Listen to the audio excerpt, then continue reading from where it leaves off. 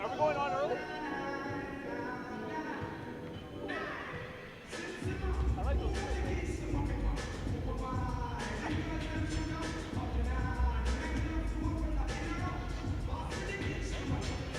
What is it? Oh, yeah. Oh, God. We're going to do pretty good. Hey!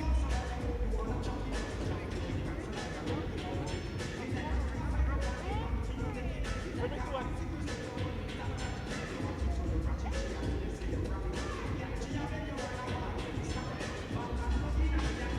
That's not a problem. I will figure something out. I'll get something for you. Anything's better than what you have there.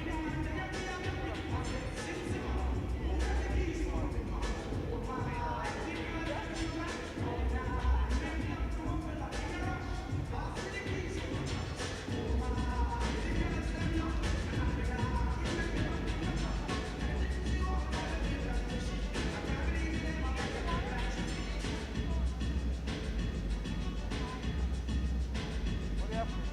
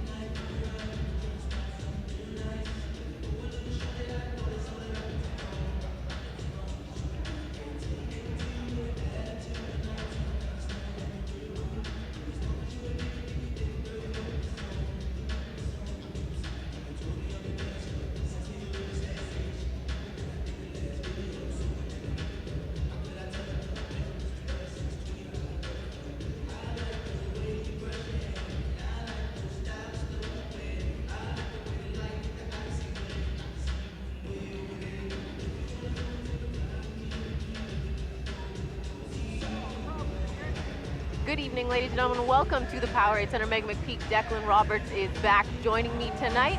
Gave him a couple games off. Yeah. I'm glad to be back. We are here from the Powerade Center. As I said, the A's are hosting the Island Storm. Tonight, the Island Storm are here for a 2-game road trip. Tomorrow, I believe they head to the Hershey Center to take on the Mississauga Power. So they've got 2 tough games back-to-back and on the road. Luckily, they were able to get off of PEI, the island, and get here before that big storm hit the east coast of Canada and the northeastern United States. So we're glad that they were able to get here safe. To everybody in PEI watching, welcome. Thank you for joining us.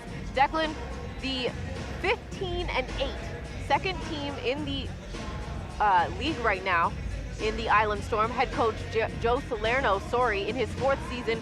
They are a tough and gritty team. Last time these 2 teams played was back at the beginning of December 5th. The A's went on that 2-game road trip to the East Coast themselves, and they had a thrilling 125-122 win over the Island Storm, but it was not a very easy battle. Back and forth all game. They gave up a lead, got the lead back. It went back and forth like we've seen much of this season. Right now, the A's are on a 4-game winning streak, hoping to make it 5, but Coach Salerno and the Island Storm have something else in mind.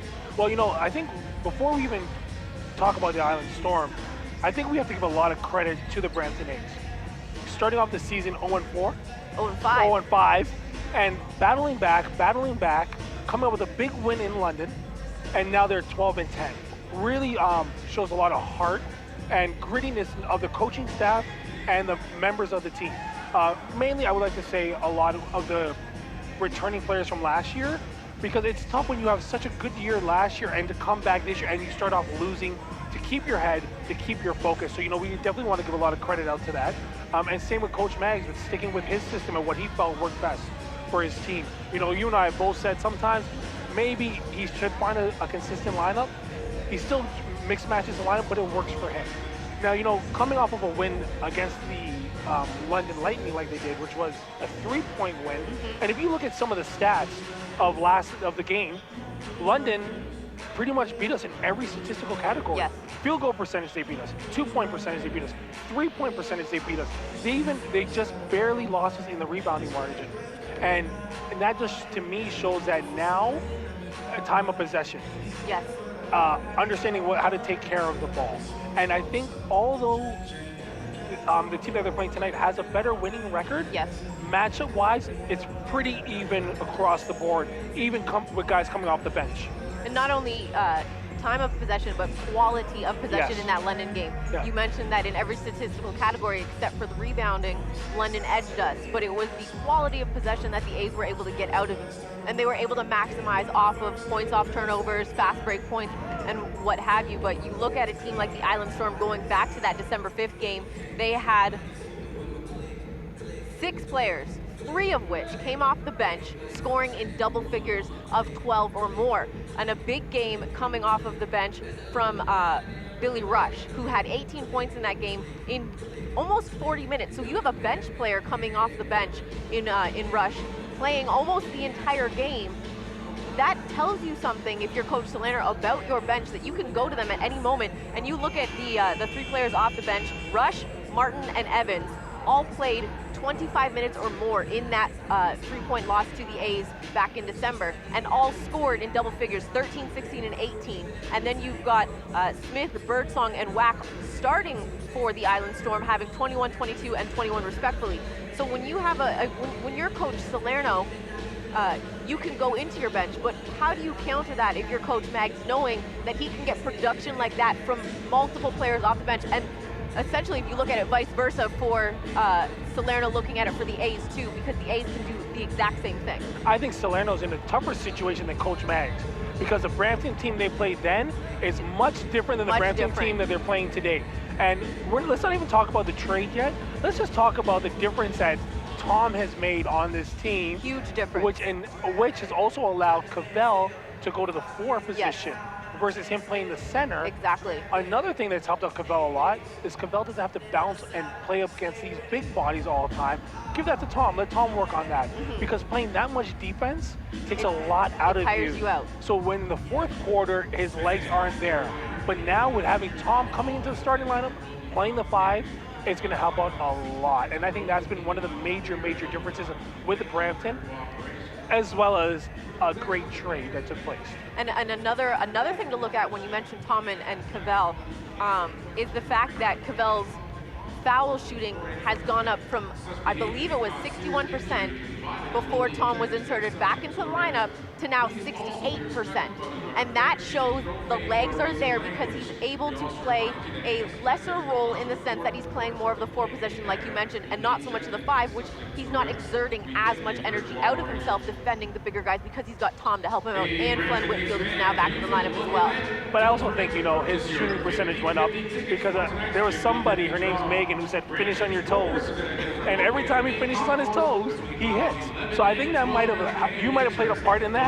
I'm going to give you about 10% of the credit, and we'll give him the rest. But no, I definitely think having your legs, because everyone knows, well, most people know that when it comes to shooting, it's all in your legs.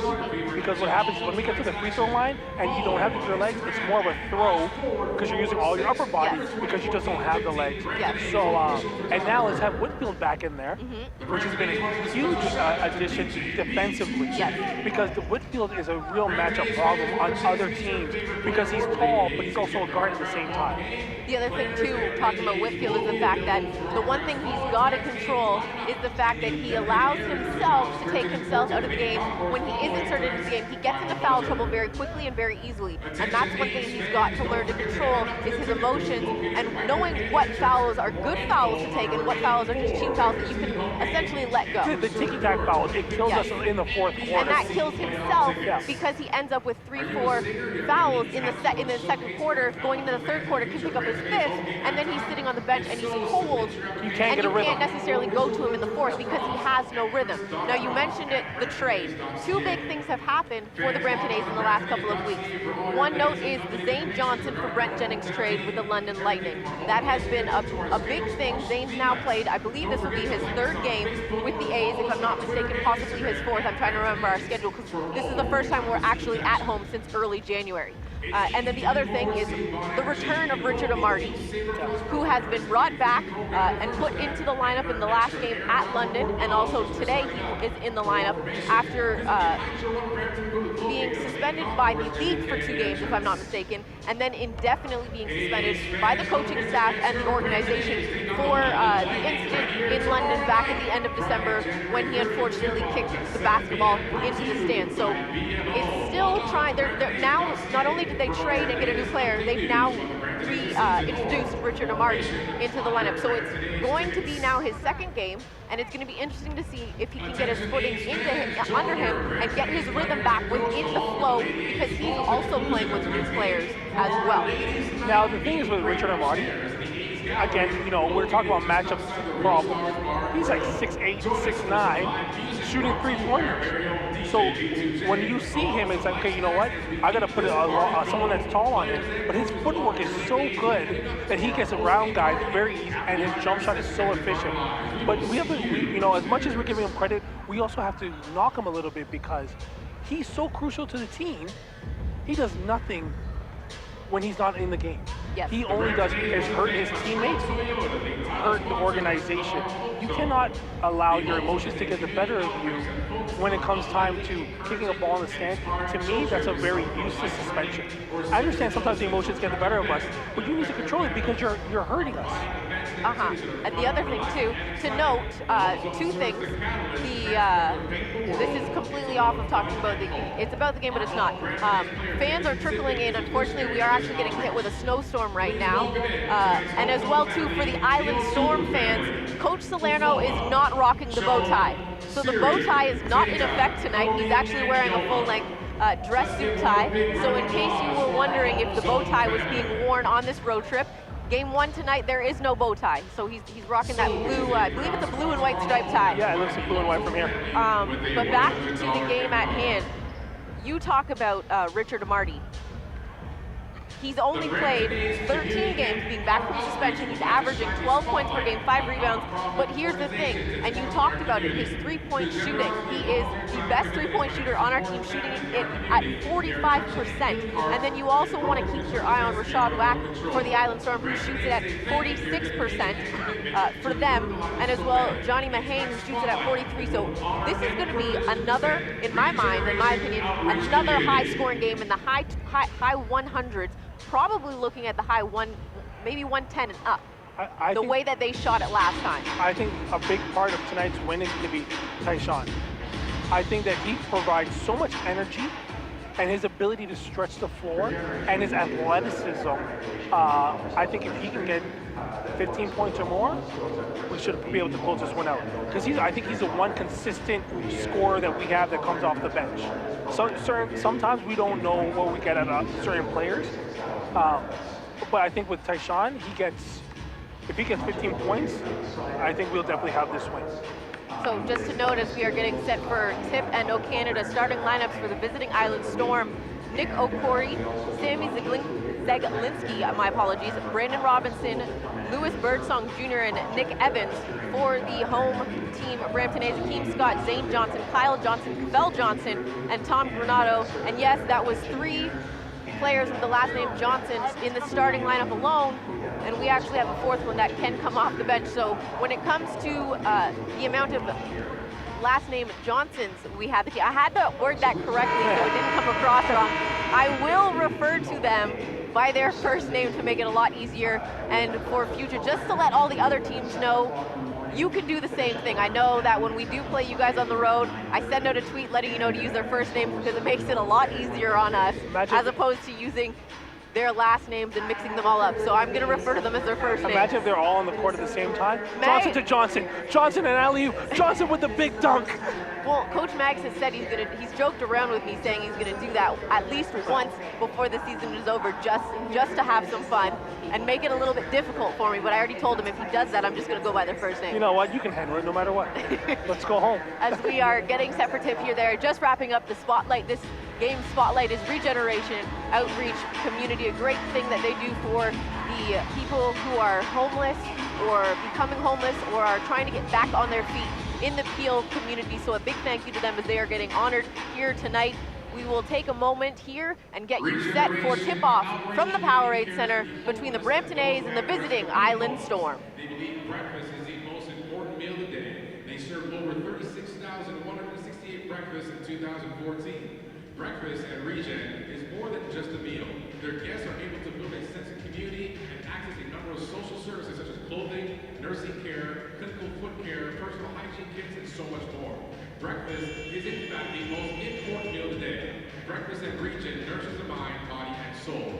Regeneration Outreach Community is a community of caring persons who is an expression of Christian love in action and are continually striving to provide dignity in the lives of those in need. Let's give a warm round of applause for each of our Spotlight honorees as they walk the red carpet. Bill Amos. Bill has been a guest attending Regeneration for 4 years. Bill comes to Regen every day, willing to help wherever he is needed. Currently, Bill volunteers at the welcome desk, greeting guests as they come in and showing them where to go. Bill's enthusiasm and dedication to Regen is appreciated by all the staff at Regeneration. Rick and Diane Aikman. Rick and Diane have been dedicated volunteers to Regeneration. Rick has volunteered for 10 years and Diane for 4. Diane manages a clothing closet, making sure it's always stocked with needed items for the week. While Rick is very active in supporting Regen at their biggest fundraisers, both Rick and Diane cook and serve breakfast faithfully every week on Tuesday. Rick and Diane's heart goes to serve beyond just a breakfast program, as they have taken time out of their busy lives to support the guests by visiting them in the hospital from time to time. Their dedication and heart serves others with love is very inspiring. They both volunteer at many other organizations, including their church and Habitat for Humanity. Bill Sharinga. Ben Sharinga has been involved at Regeneration for the past couple of years. He began his tenure with us as a summer student. He's been working since his graduation from high school as an intern. He's an incredibly hard worker who shows amazing compassion for those we serve. Ben will be heading to university in the fall to study social work. Let's get one more big round of applause for all of our Spotlight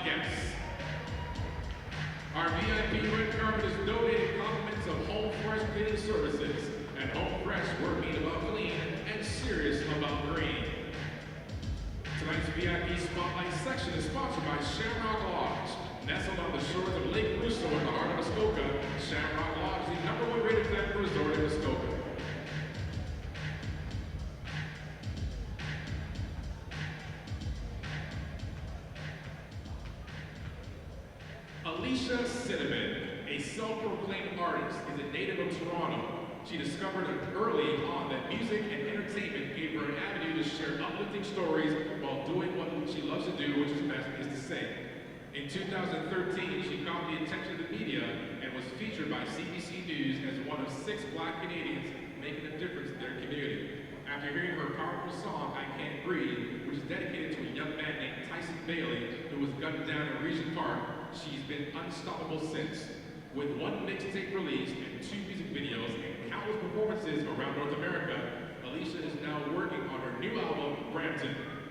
Do you want to know more about Toronto's favorite spice? Look her up in your search engines because like CP24, she's everywhere. Fans, please rise and remove your hats for the singing of our national anthem, sung by Miss Alicia Cinnamon.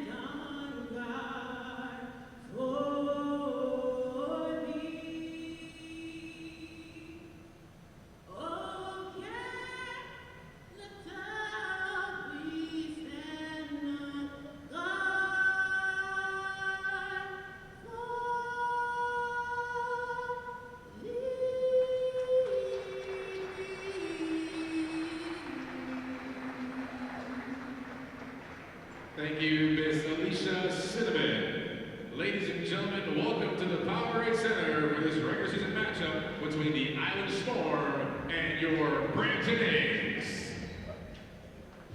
Now, here's your starting lineup for the visiting Island Storm. Number 2, Nick Okori. Number 13, Sammy Zeglinski. Number 15, Brandon Robinson. Number 24, Louis Birdsong Jr. And number 50, Nick Evans.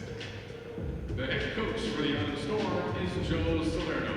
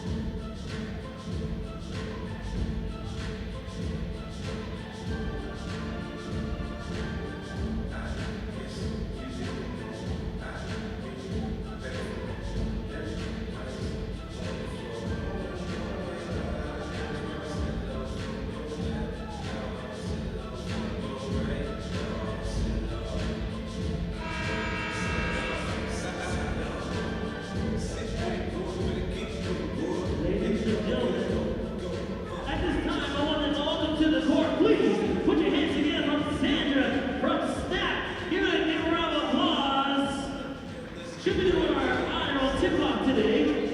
And this newspaper article's been around for a long time. You wouldn't know any articles that's in there. This lovely lady here has something to do with it. So one more time, please give her a big round of applause, ladies and gentlemen.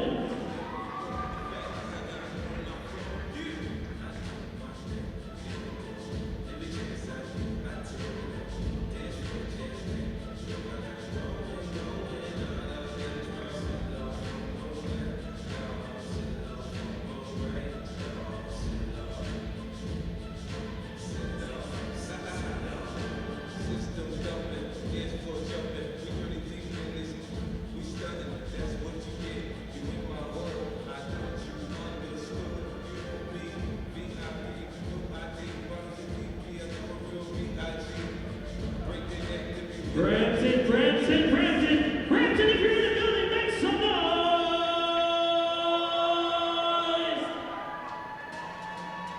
And this is how we do it every game at this time. I need everybody to Welcome back, everybody, as we get set here for tip-off between the Island Storm and the Brampton A's. The Island Storm in their road blues with white writing, orange numerals, and orange stripes down the side, and the Brampton A's wearing their home whites. Zane Johnson making his first appearance here at home at the Powerade Center after being acquired in a trade with the London Lightning for Brent Jennings, who will actually be here tomorrow night, but we will talk more about that after this game as we get set for tip-off here. And it will be Tom Granado rocking a new haircut. Got a fresh cut for ladies' night. And Nick Evans will take the jump for the Island Storm. Former Peel guy, and Nick Corey's back. Yep. Yeah, Nick Corey, give him a little shout out there. He used to play for the Mississauga Power. We don't want you to have a good game, though. Another thing we should mention is that Refuge. Regeneration. Regeneration, yes. What a great organization that is. I think that's the fastest they've ever scored. As Cavell Johnson gets the first, that was 20 seconds. Yeah, people can sit down quickly tonight. I remember the last time we played Windsor Express here, it was almost 4 minutes before the Brampton A's scored, and it was about 3.5 minutes before the Windsor Express scored, as that three is taken by Birdsong, and he hits. That was a kind of a weak closeout there on Cavell Johnson.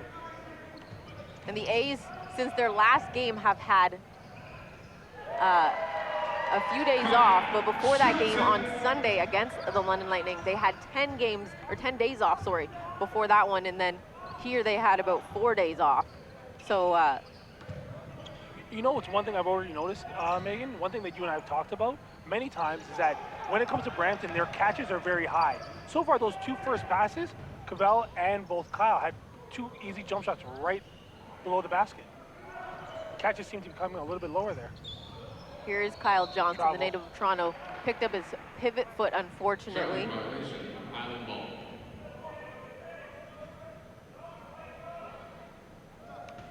So the Island Storm with possession, down 1, 4-3 early on here from the Powerade Center around the horn. This is O'Corey. It's kind of weird for me to see Zane out there for Brampton. Got to get used to it. Yeah. Here's O'Corey, he's driving, 8 on the shot clock, the shot's up. Evans is there to clean it up, but can't control, and then Granado losing the handle, but Zane Johnson is there to pick it up. Almost has it swiped from behind, but turns just in time, and then on the thread of the needle, it's taken away by the Storm. Here's Zaglinski. Good defense by Zane there, kept his hand in there. Able to disrupt the easy, well, would have been the easy transition layup, and now forces them to inbound on the baseline. Just 2 minutes gone by here from the Powerade Center. On a stormy winter night. Nice shoes, Hakeem. I like those. The Kobe Christmas. Yeah, those are nice.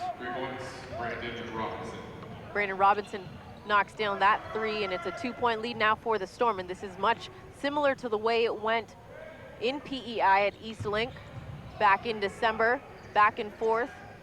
Now you see, sometimes they call that roll a travel, and then sometimes there's not much consistency on that roll. Now I know in FIBA you can do it. You can roll. And we do play FIBA. Yeah, so, but then how come sometimes they call it? That's the refs trying to get used to it. Here's Akeem Scott in transition, blocked from behind, but they're gonna get Brandon Robinson on the foul. But what I liked from that play, aside from getting a foul out of it, was also the fact that Zane Johnson didn't just assume that Keem Scott had an easy layup or was going to make it. He followed it, assuming he was going to miss it.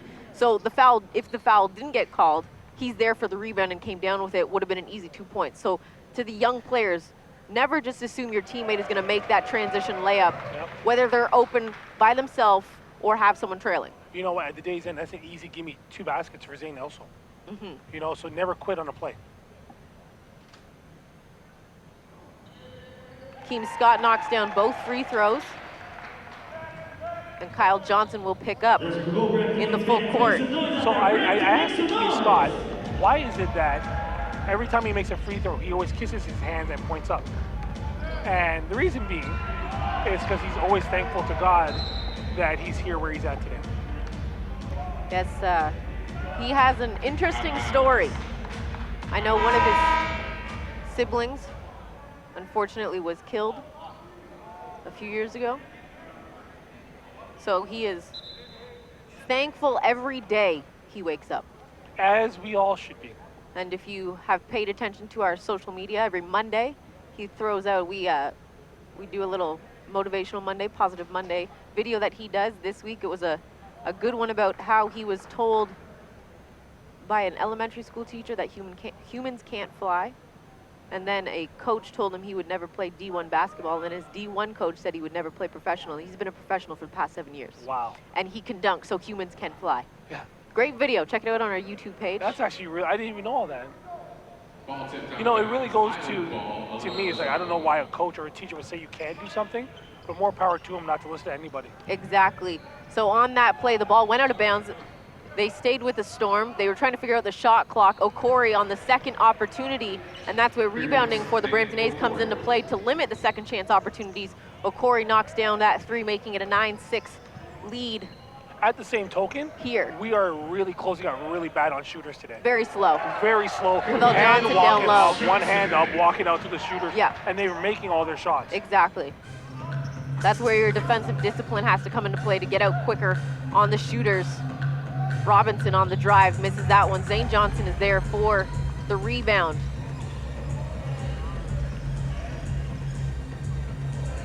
Here's Cavell Johnson, thought about that 3. The fadeaway, that's off the mark. Granado going after the rebound, has Bad it taken shot. away by Zaglinski. Now, I thought Cavell could have passed it out to reset there. Yep. Big steal by Keem. Scott on the steal, the drive, in transition, count the bucket and the harm. Great finish by Keem, but why would you foul?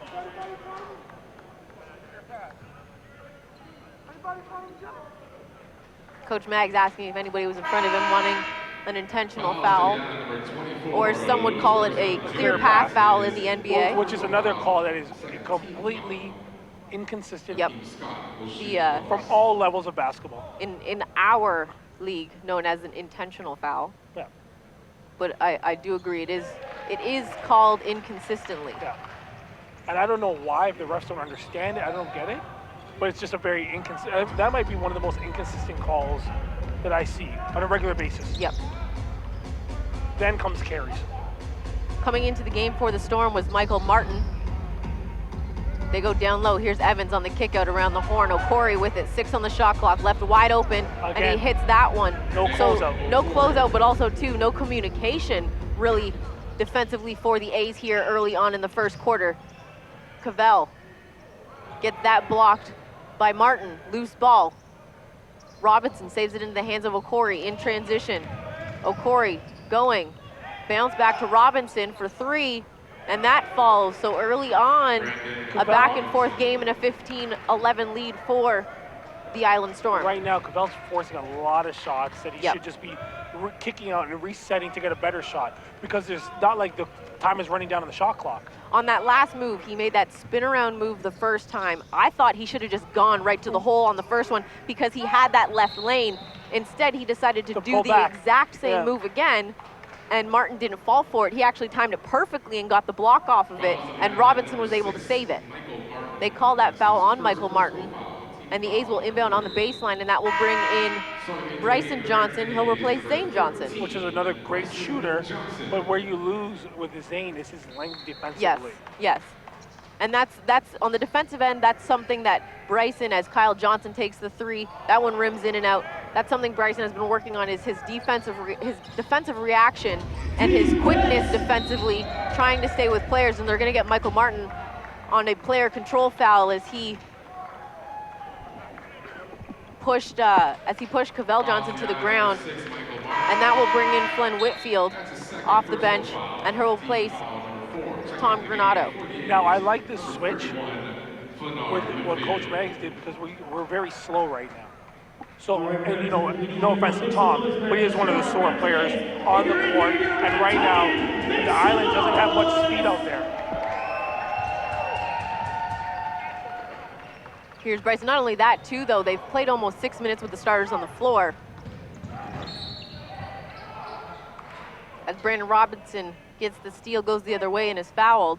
And Cavell thought he was fouled on the other end. But the problem wasn't Cavell or the refs. It was the pass. It was the pass. Johnson tried to throw a pass, a straight-on pass from the top of the key. What he needs to do is float a little bit to the right to make more of a diagonal pass, which is easier for the post player to catch. And also, the defender doesn't have an easy pathway to deflect the ball. Exactly, that straight-on pass that he tried to make, it was, you might as well have just passed it right into the hands of the Island Storm defender, as Akeem Ellis checked into the game. I think sometimes, again, post-entry passes is something that's not practiced enough. Yes, not enough. Not enough. I would agree. It's not something you need to focus on, but it's something that needs to be paid attention to. Ellis trying to push the tempo here offensively, getting a couple fresh legs into the game with Whitfield, Bryson, and himself. Here's Bryson, deep three. Off the mark, Martin with the rebound. Still a 5-point lead for the Island Storm here with 6:10 to play. The lob to Evans, just a little too far for him to control from Zaglinski. Now, I do think Whitfield can take him off the bounce. Oh, yes. But the thing is, he can't turn his back, because then you're trying to post up a guy who's bigger than you, and he's got more strength than Whitfield. So work on beating him off 1 or 2 moves, straight to the hole. But it's got to be a face-up, not a back down, because you're not going to back him down. Ashton Smith checked into the game. He replaced Akeem Scott. So 4 fresh legs on the floor for Coach Magley. Let's see if they can pick up the tempo and try and push things a little bit. Here's Ellis, 14 on the shot clock. Gets his man in the air on the drive. The floater, that's no good. Robinson with the rebound up the floor. Zaglinski. A lot more communication on the floor in this defensive set.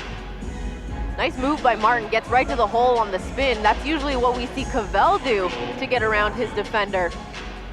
Good and this move, time had it played on him. But, I mean, I think Cavell Johnson did a good job of trying to recover to still possibly block that shot. Exactly. Cavell Johnson leads the league in blocks per game at 2.3. Misses that fadeaway jumper. I think this is where you need to go back to, as Richard Amarty, I assume he's going to come in for Cavell. You can tell that he's gassed. Yeah, he's gassed. He's gassed. He's gassed. He's been gassed since about the 7:30, 6-minute mark as Bryson Johnson misses that 3. Okori with the rebound. Thought about going full court to Martin, but decided not to. Coach Mag looks like he's pulling Amarty back out. Love having a good partner in crime. Here's Evans. His mic was down around his chin, so I had to lift it up for him because couldn't really hear him. Here's Ellis, the kick. Smith thought about the cross court. Back out to Ellis. Over half. He's gassed. He's gassed. Which is surprising because he's usually got really great cards. Nice pass. And that is why Coach Maggs waited on the sub, because he got the timeout, the 6-minute timeout, media timeout. There wasn't a whistle since the 6-minute mark, so a timeout on the floor. The Island Storm on the road here from the Powerade Center right now with a 7-point lead, 18-11. And we've got just over 4 minutes to play here in the first quarter. Let's go, DJ, let's go.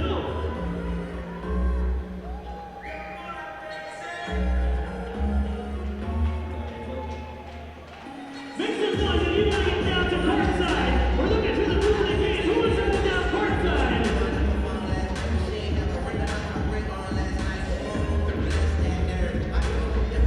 All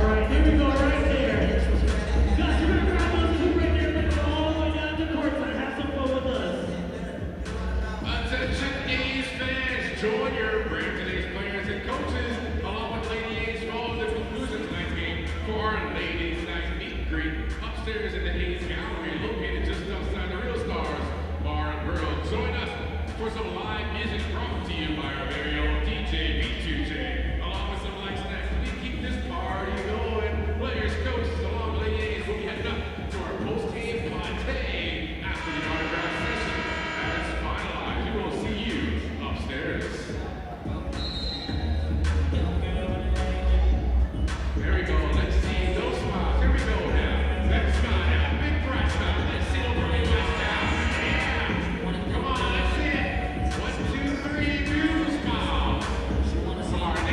Coming back out of the timeout, 4:36 to play here in the first quarter from the Powerade Center. Megan McPeak and Declan Roberts here on the call on a stormy winter night here from Brampton.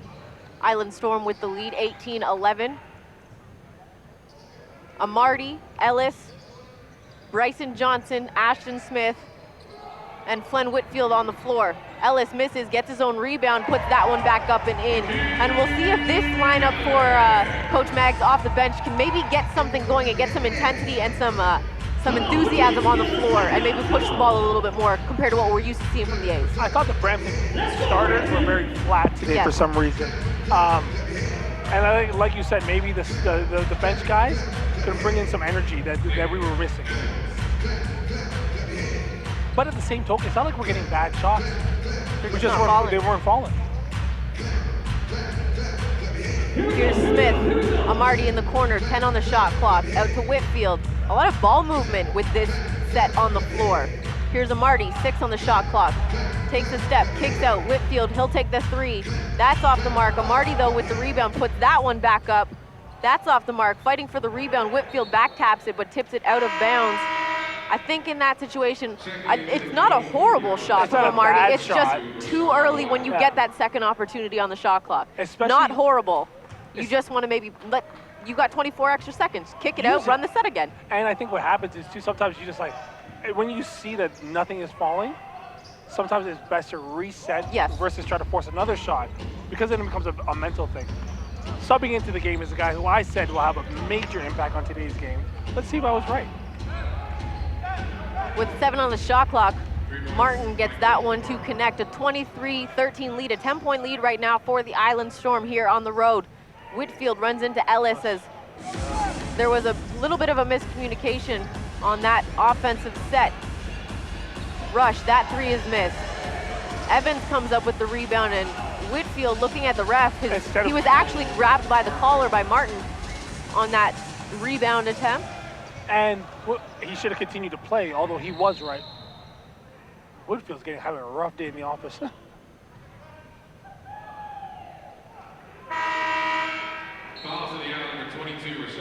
They call the foul. I had to wait to make sure that they actually said 22. Yeah. So they called it on Rashad Wack as he entered the game on the last opportunity, along with number 1, Billy Rush.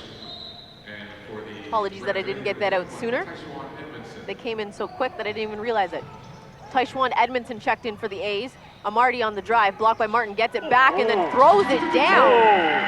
See, but this is what we saw the last 3 games before Amarty was suspended, was the fact that he takes what the defense gives him. He recognized, and Maggs might have said something about that shot early on in the shot clock. So what does he do this time? He drives to the bucket, and they're going to get a traveling call on Evans, and that will bring Cordell Gentry into the game. He'll replace Evans. But I like that from Amarty. He didn't settle for the 3 because he had it. Yeah, he went to the hole. He went after it, missed it, but got his own rebound, stayed with it, and man, that's a way to send a message. Somebody just ate some stuff right there from Amarty. Here's Edmondson for 3. That's off the mark. Whitfield tried to pull down the rebound, and he is really getting banged inside. He is going to work right now, but that's what we need. That's what we need, some energy. We need someone to say, okay, I'm going to go after every loose ball, and we're going to win every 50-50 ball right now. He's got a little bit of a Rodman-esque attitude right now, chasing after those 50-50 balls. Rashad Wack on the drive, misses that one. A 10-point lead right now for the Island Storm, 25-15. A minute 52 to play here. And then they're called Ellis on a illegal screen. I didn't see that one. I didn't. No, it happened so quick that I missed that one. I think I blinked.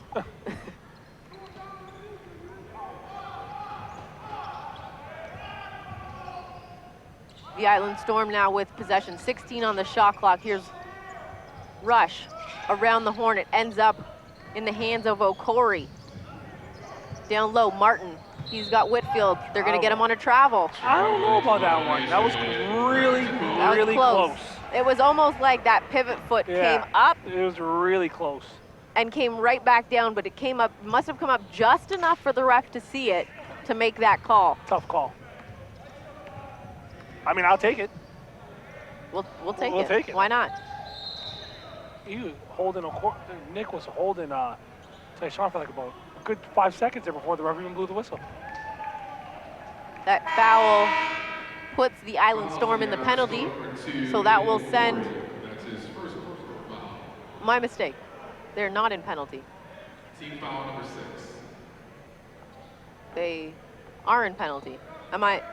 Isn't it 5? It should be 5. They should be shooting.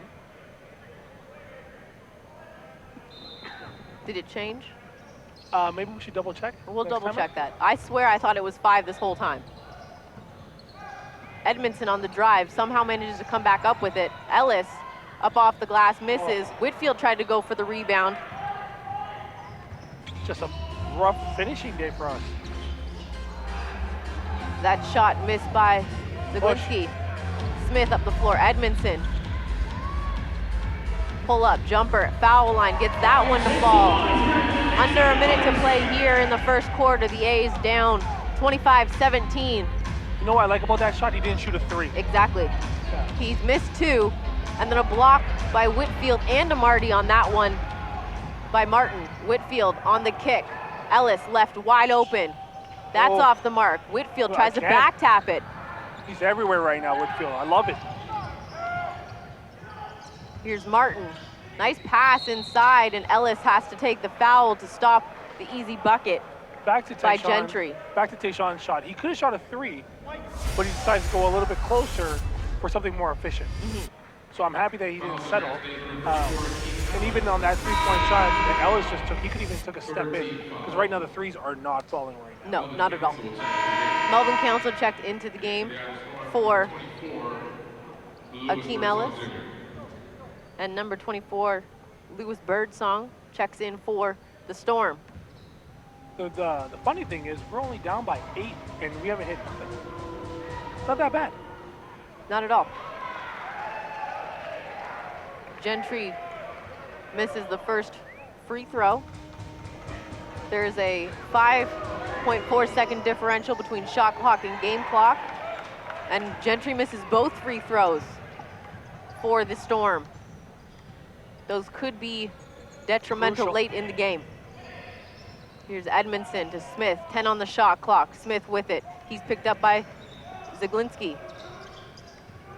Amarty has it with 5. Poked from behind, back to Amarty.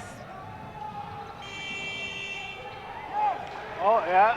That should have been a, to be honest, from my angle, I thought that was a shot clock violation. And that's what Coach Solano is asking right now. Unfortunately, though, we don't have a replay. But from my angle, that definitely looks like it didn't hit anything but the backboard. I thought it hit the rim. Anyways, after 12 minutes here from the Powerade Center, the A's are down 25-19 to the Island Storm. And we will check out the foul situation. Yes.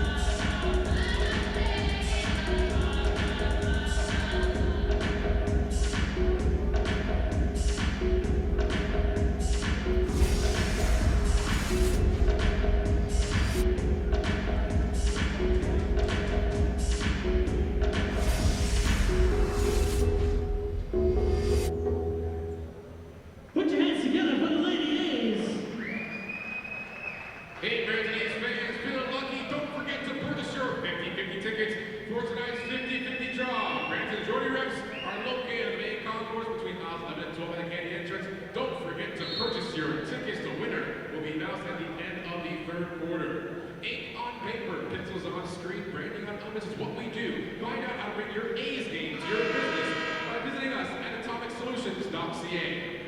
Don't wait for a disaster to get you thinking about where your data is being stored. Find out about RICO, our cloud service backup and recovery today, a solution hosted 100% in Canada that will protect your data, your company, and your peace of mind, all in one simple solution. Find out more at ourcloudservices.rico.ca. Do remember halftime. That's right, at halftime. If you want to have some fun, back here for the second quarter, Meg McPeak and Declan Roberts. The A's down 25-19 to start the second quarter. Starters back on the floor with the exception of Melvin Council. In place for Kyle Johnson. I had to take a second and look, and they're going to get an offensive foul called on Billy Rush as Akeem Scott there to take it in the numbers. Did you see the energy that they just played on defensively, the whole Brampton squad? I've been trying to figure out where that was for the first 12 minutes and about 12 seconds. Yeah, I completely agree. Much better. Now, Cavell should have a little mismatch on a post-up down low versus up there. On the dribble, he goes down low. On this one, I want to see him kick it out and then repost. Here's Granado in the key. That's got to be a 3-second violation, and they do call it. See, in that situation, like I said, Cavell got caught, kick it out, repost, you'll get it back. But don't you think that wasn't a bad pass he went to Tom? Yes, oh yes. That was a good pass. But you never want to try and bail yourself out by going to your center in the middle of the key. Ziglinski gets the screen from Birdsong. Here's Rush for three. That goes right down the middle of the hole. Zane hesitated on going out on that three. He was tippy-toeing out there. Oh. And they're going to get an offensive foul called on Melvin Council. And Evans will check back into the game. He'll replace Cordell Gentry. And now, again, in that situation, you're going 1 on 4. As a point guard, you got to kind of see what's happening out there. Get out of court, nothing's there, kick it back out. Here's Ziglinski. Wanted to go down low. That's Birdsong, and that one falls. So right now, everything going well for the Island Storm from outside, 31-19 lead. So, as it was tipped out of bounds by the Storm. So for the first couple of seconds, 12 seconds to be exact. Sorry, yeah. Of this quarter, we saw the intensity we were looking for through the first quarter, and after that 12 seconds, it's absolutely been deflated already. And a floater from Cavell Johnson in the key cuts the lead down to 10. And that's going to be a foul called on Akeem Scott. They're going to wave off the bucket. I mean, I saw the ball was actually going down the net. Yeah, and unfortunately, Evans goes for the dunk. That's what happens when you're not a dunker. Even if it was coming off the rim and he still put it down, it wasn't going to count because it's not a continuation for an extra play. It looked like it had a chance of going in, and he shouldn't have touched it. So what could have been a 3-point play is now a 2-shot at the foul line. And agree or disagree, if this unit that's on the floor for the A's right now can't pick it up by the 10-minute mark, if you're Coach Meggs, do you maybe think about a wholesale sub? Or at least getting 2 or 3 different players in there? I would probably get I'm not Cavell. sure where our sweepers are, but unfortunately Cavell had to go grab the sweeper and clean up a little bit of moisture. But you know what I like, though, about that? Versatility of Cavell. He's not only a player, a great player, but he'll even clean the floor for the opposite team. But I actually think I would sub everyone at the 9-minute mark. Yeah. There's no intensity on the floor right now. No. And you're down 12, if I calculated that correctly, 33-21, and you're getting nothing right now. It's a lot of shots in the first quarter from Cavell, and a lot of right now fading away from the bucket by him on a drive as Birdsong threw the ball away. Never leave your feet to pass, people. Never. Cavell's just having a tough night in the office. It happens to great players. I also think we haven't freed up Zane for any shots. No. They go Another down tough low to pass Cavell. again. He kicks it out. Zane Johnson with it. 10 seconds on the shot clock. 6 with it, and that's Council, and he's double teamed on the baseline. So 4 seconds on the shot clock. The A's will inbound on the baseline at the 9:42 mark, down 12. And Martin will check back into the game. He'll replace Birdsong. This is an important stop for the Storm, and the Island, and an important basket for the Brampton A's. Tom Granado not able to connect on the jumper off the glass. It looked like it was good. Yeah. It looked like he had the right angle. Unfortunately, just not able to get it to fall. Zaglinski, crossover, Martin, the jumper. That falls. Everything right now falling for the Everything Island is Storm. going for the Island Storm. Like, they haven't missed. Have not. And to be honest with you, I'm wondering why Coach Max is not sending players to the scorers table to check in, because this unit is just Terrible. that's being nice. They're just nothing. It's not just the fact that nothing's falling for them, but there's no effort and intensity on the floor right now. As Akeem Scott gets that one to go, and I mean that in the nicest way, but this is not the usual Brampton A's that we're used to seeing with intensity and getting after those 50-50 balls and crashing the boards. They're off. I mean, even closing out on shooters. Like, those are like the simple things that we have to do. And what's interesting is the fact that normally our offense comes from our defense. And it makes you think that right now, offensively, nothing is going. But the thing is that defensively, they're slow. They're a step slow on everything. And it's not even, you know what, Mick? Honestly, that's the thing. I don't think they're a step slow. I think there's just no effort. No one able to get the rebound, as Cavell Johnson was left inside with 3 Island Storm players alone and wasn't able to get the rebound. I think Island want this game. Which I'm not surprised that he wasn't able to get the rebound when you're being out-rebounded by 2 players. Yeah. But you have to remember, too, I think right now, from the look standpoint, the Island Storm want this one. Yeah, they're hungrier. 100%. They're hungrier. Kyle Johnson checks in for Melvin Council. I would have to 100% agree with you. They're going after the 50-50 balls. They're going after those rebounds. They're crashing the boards on both ends of the floor. And they're as well too, as Martin able to connect on the free throws. They're getting after the A's defensively, and that's where their offense is coming from. Look where they're picking up the ball. Scott almost loses the handle, gets it to Cavell Johnson. The under the basket layup misses. Okori up the floor. The pull-up jumper, that falls, and Coach Maggs is not going to wait for the next 2:15 for the media timeout. He's going to call one now. He needs it. If I'm calling it, to be honest with you, I'm sending in some subs, because this unit right now, aside from Kyle Johnson just coming in, they're flat.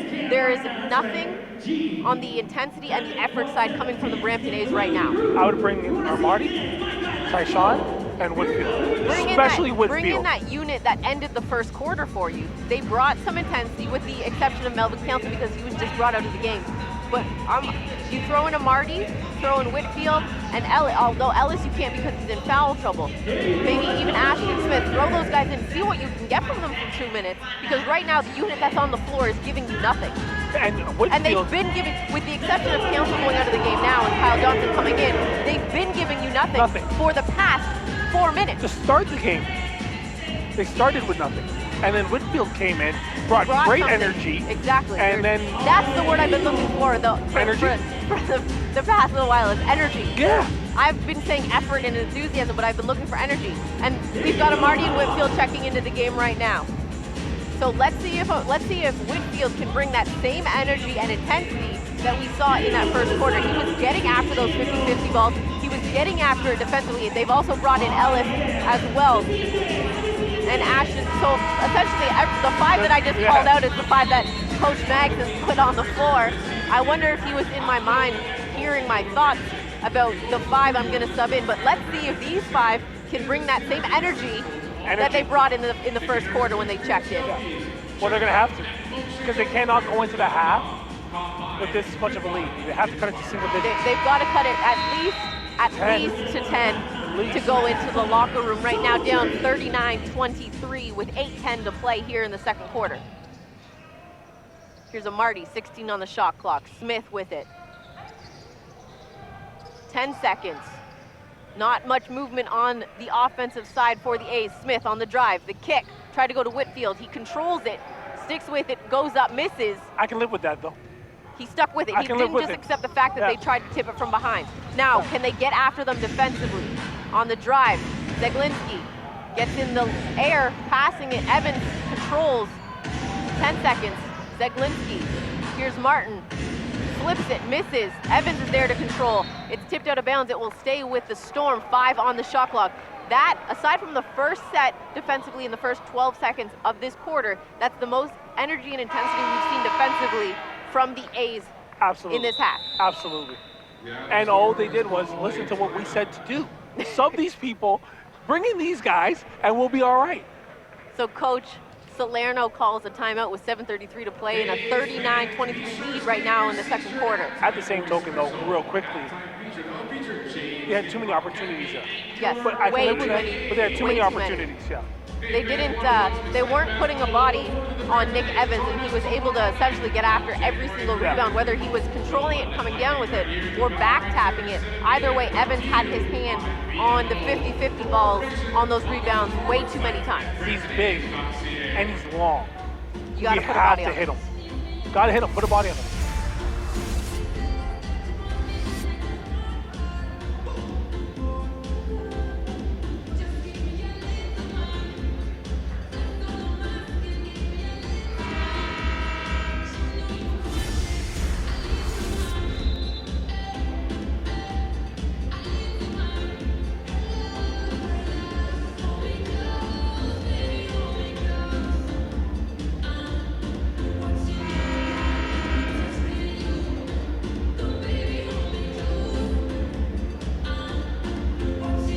Back from the timeout, Coach Salerno wanted one. He didn't like what he saw from his unit offensively, so he called a timeout. They've got a 39-23 lead with 7:33 to play here in the first half from the Powerade Center. Megan McPeak and Declan Roberts here back with you. Together, Batman and Robin. I'm Batman. You could be Batman. I'll be Robin. Catwoman. Yeah, okay, Catwoman. That's a good one.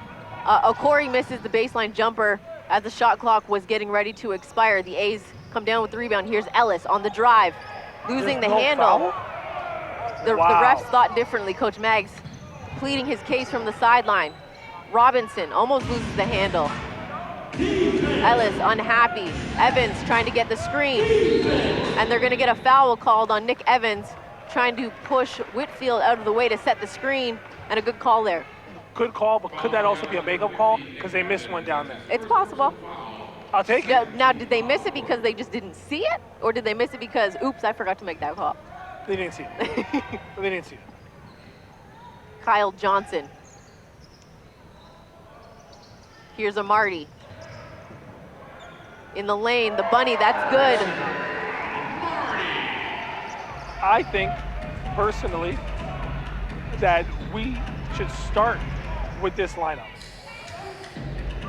versus our starting 5 coming into the second half. I would agree with you. Depending how they can finish, as Evans gets the roll, there was absolutely no help defense there. Amarty made the decision on that, with that screen. He tried to front, but there was no help. Ellis on the drive, high off the glass, that one's good. Ellis has a height advantage all day there. He's got to use it. Almost got the 8-second call there as Ashton Smith tried to corner Zeglinski. Still with it, taking a lot of time off that shot clock. Martin for 3. Amarty runs out at him. Not good enough. He hesitated though. He did hesitate. He's a 3-point shooter. Here's Whitfield.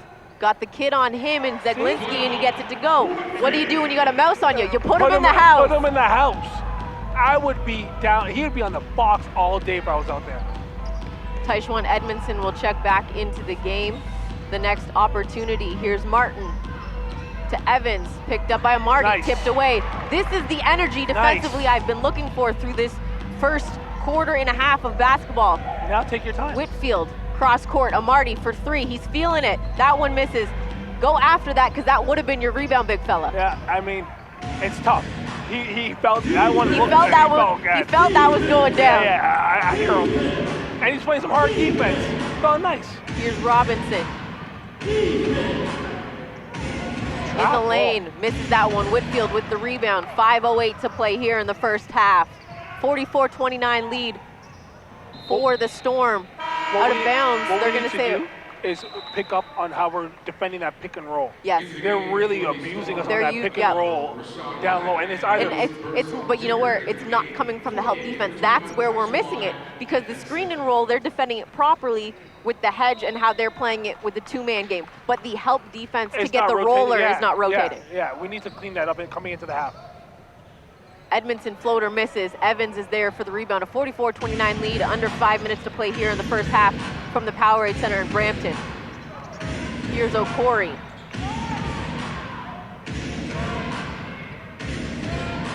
On the kick, that's Whack for three, misses. Whitfield with the rebound, thought he was fouled. Just keep playing.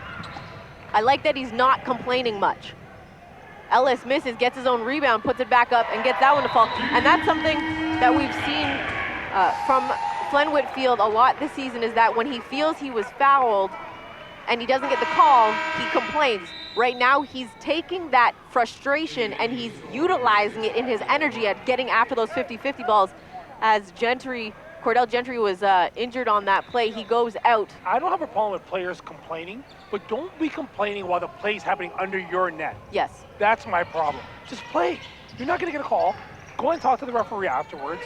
You know, I don't think any of the referees are not missing calls on purpose, like you said. Sometimes they don't see it. Whitfield comes down with that one. That's the call he's been looking for all game. And he gets it. He gets it. Why? Because he played through the last play, had a second, said something to the ref, and they look for it. Question, do you think referees honor hard work? Yes, 100%. I've been told that from refs. I've been told that from referees. As a player, I've been told that. Sorry, former player, because I don't play anymore. And from that last offensive stand, Coach Maggs, after that bucket, as Whack comes up with the rebound, good defense in transition by Smith. Whack misses the rebound. That is great defense by Smith. He turns the ball over, but sticks with Whack coming back the other way. Here's Kyle Johnson for three, off the mark. Martin with the rebound. 44-31 lead, still a 13-point lead for the Island Storm. But going back to that play, offensively 2 plays ago, Coach Maggs yelled as Martin is just killing us. I mean, they got a snowstorm in PEI, and right now he is putting a storm from the three-point line on the Brampton A's right now. Like, make him a mid-range shooter. Force him to put the ball on the ground. He's not a dribbler. No. Like, I would just, you have to close out on him super hard. And if you're defensively, if you're not going to close out on him quick enough, then don't defend off of him enough that you are going to get caught when you have to recover. Right. Or go low enough where you can recover. Don't go up standing straight up. Kyle Johnson on the drive loses the handle. They're going to say last touched by the A's as it went out of bounds. 47-31 lead off of that Martin 3 moments ago. You know what? Honestly, Brampton's losing this game. The Island Storm isn't beating us. No, I would say it's both. They're beating us, but we're also giving them the game. Yeah, but do you think we're giving them more than they're beating us? Yes. Yeah. Actually, no, not through this quarter. Bryson Johnson will check into the game at the next opportunity. Here's Martin on the drive. Block from Whitfield. That's where you need the help defense. If you're going to force the big man to put it on the floor, you've got to be there, and Whitfield was. Move the ball. Here's Smith. Pull-up jumper from 3. That's off the mark. Kyle Johnson's there for the rebound. Puts it back up. Misses that one. And back come the Storm the other way. Travel. Robinson loses the handle. Gets it to Whack on the kick out. Here's Robinson for 3. That's off the mark. Whitfield with the rebound up the floor. Edmondson. Oh, that was a fantastic pass by Whitfield. That was very much a Kevin Love outlet pass. He caught the rebound, landed on his 1 foot, had the strength to make that long pass. I just want to say I agree with Coach Maggs. Yeah. Guys are getting hit and they're not calling nothing. Now, is that because they're not going strong to the bucket, or are the refs just not giving them the call? Both. Here's Martin, deep three. That's off the mark, gives himself a little bit of a heat check. Ball's gonna go out of bounds. The refs will... We went out on that shot. Contested it. It was jumped contested. Up. It's always gonna be harder for any player to shoot that.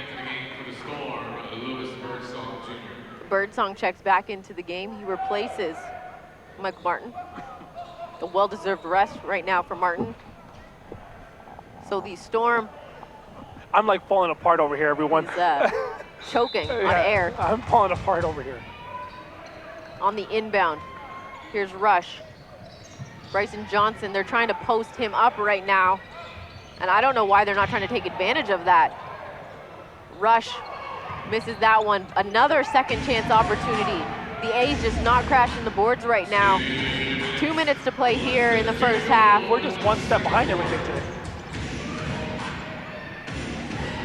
I do like Whitfield though.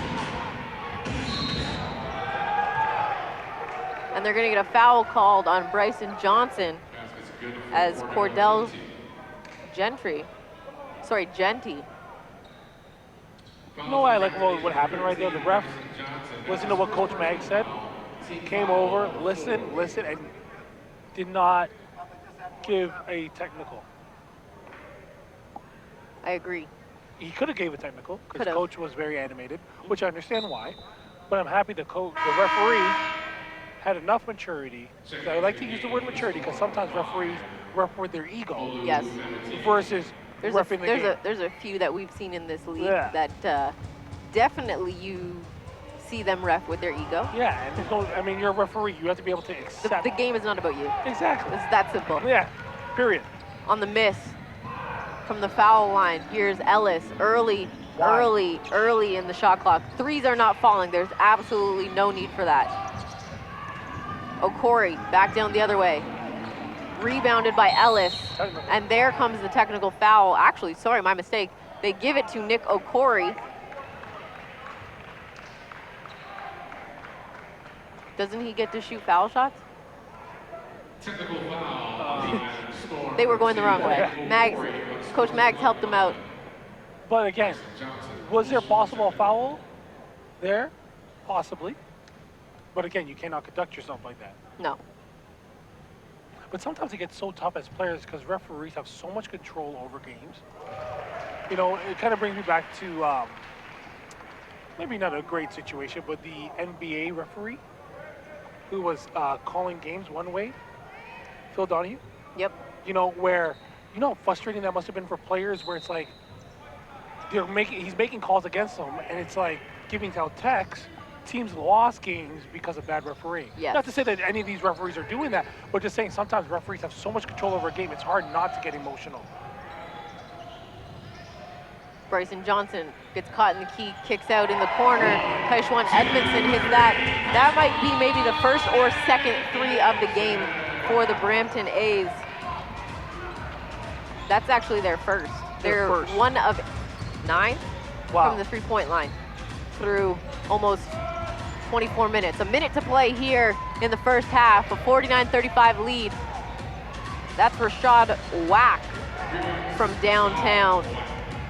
Here's Smith trying to go for the 2-for-1. Nice move, goes coast to coast. Nice move.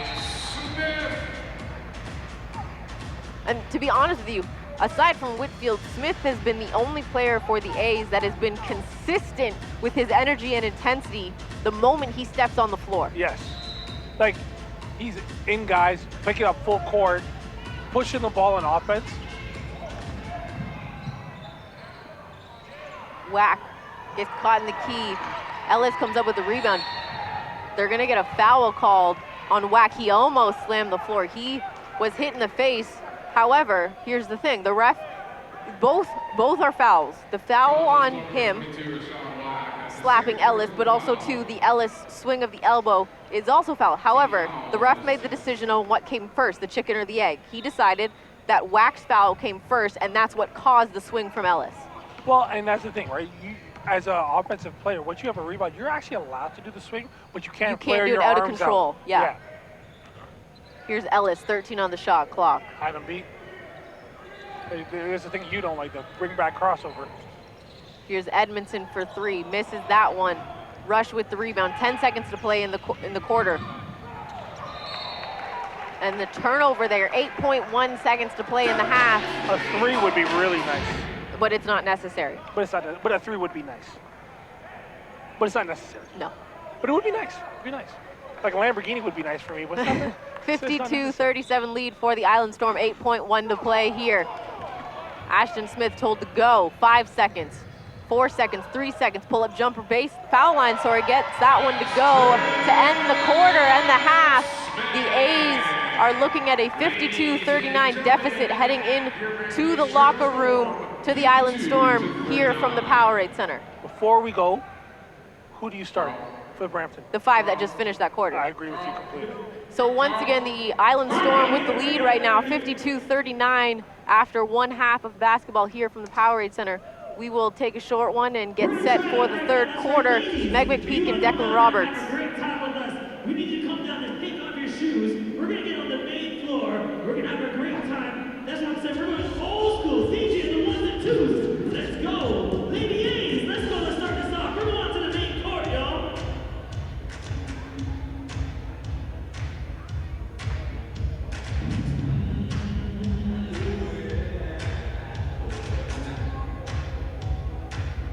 Alright, we're going to do this like how we do old school stuff, okay? I need half of the people on this side right here. We're going to go straight down the middle. So you half on this side. I need half of you on this side right here. All the way down, half on this side. Stay on this side. You guys stay on this side. Stay on this side. Stay on this side right here. Alright, here we go. Here we go. We're going to start off right now. Here we go. Gus! Start us off, Gus. Start us off, Gus.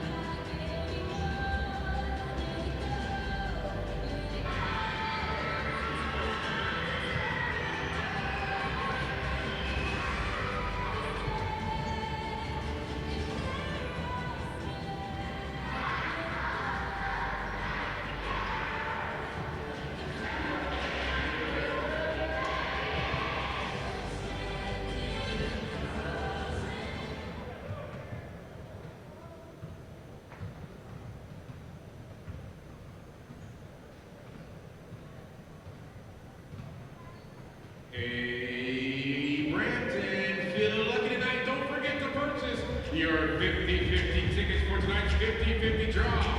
Brampton's road representatives are located on the main concourse between aisles 11 and 12 in the candy entrance. Don't forget to purchase your tickets. Our lucky winner will be announced at the end of the third quarter. That's next. Good luck.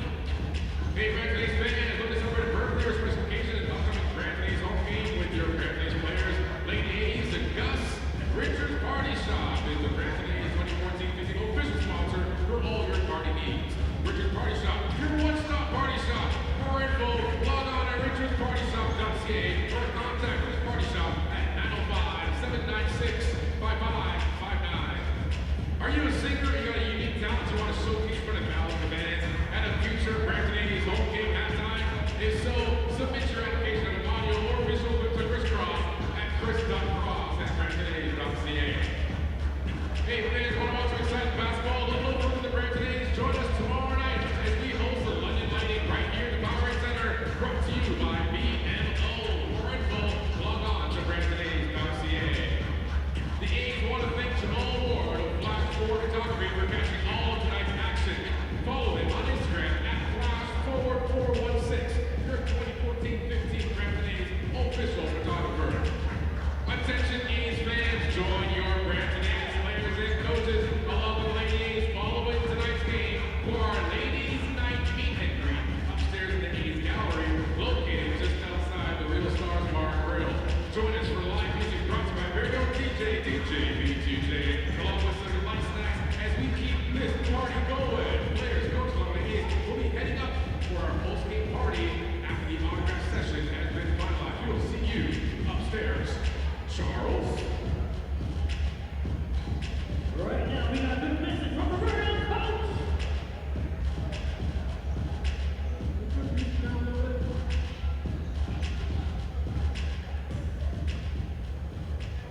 Carissa, here. Carissa? Carissa? Come on, Carissa.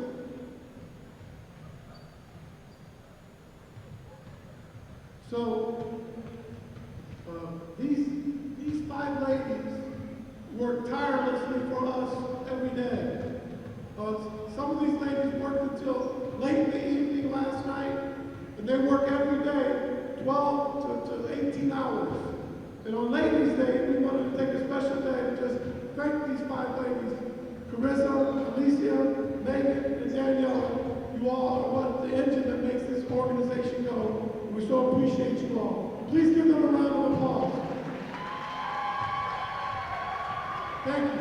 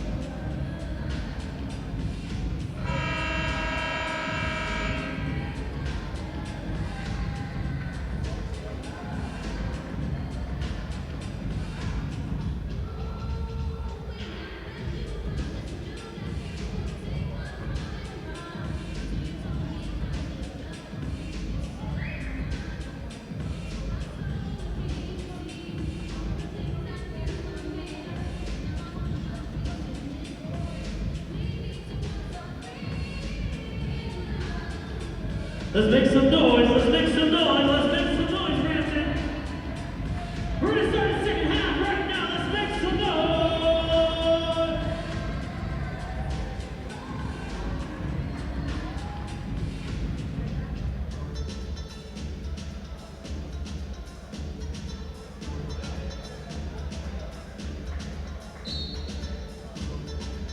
Hey, Brampton A's fans, tonight, if the Brampton Back to start the third quarter as we are here getting ready. Brampton A's have first possession of the second half from the Powerade Center. Megan McPeak and Declan Roberts.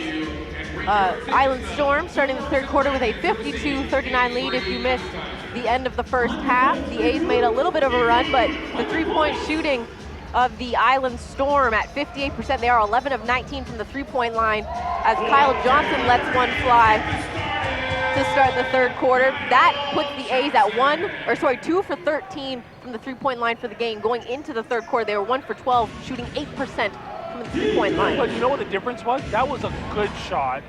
And then the Island Storm answered back with one of their own. And a late closeout again. The funny thing is, though, looking at the count the bucket, hoop and the harm, as Akeem Scott gets the drive, and he looks a little bit more like himself than what we saw in that first half. But going back to the first half stats, now here's the thing. If I said to you, points in the paint, 28-8, who do you think had the lead on that one? Definitely the Island Storm. You're wrong, it was actually the Brampton A's. Wow.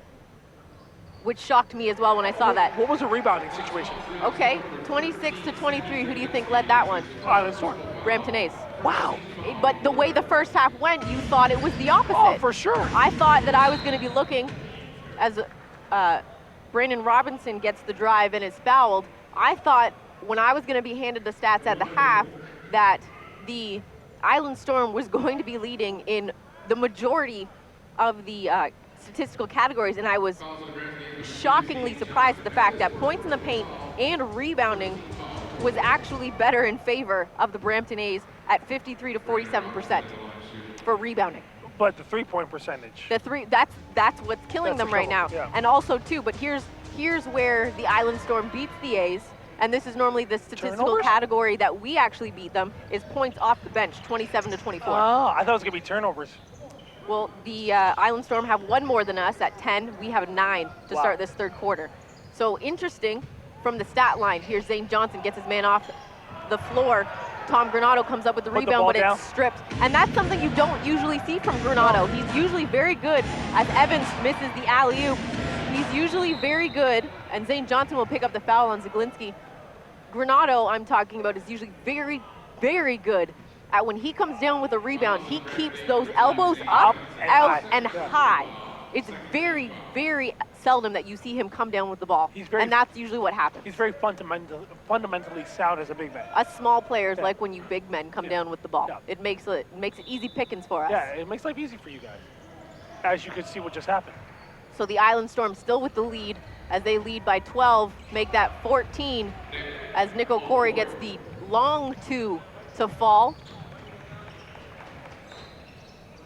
So the starters, as I mentioned, back on the floor to start the third quarter, have a little bit more intensity after that, outside of that turnover by Kyle Johnson. Zaglinski, nice move there on Scott to get the layup to go in transition. But aside from that turnover by Kyle Johnson, the A's started with a little bit more energy and intensity in this third quarter. The thing is, I don't want to see them lose that.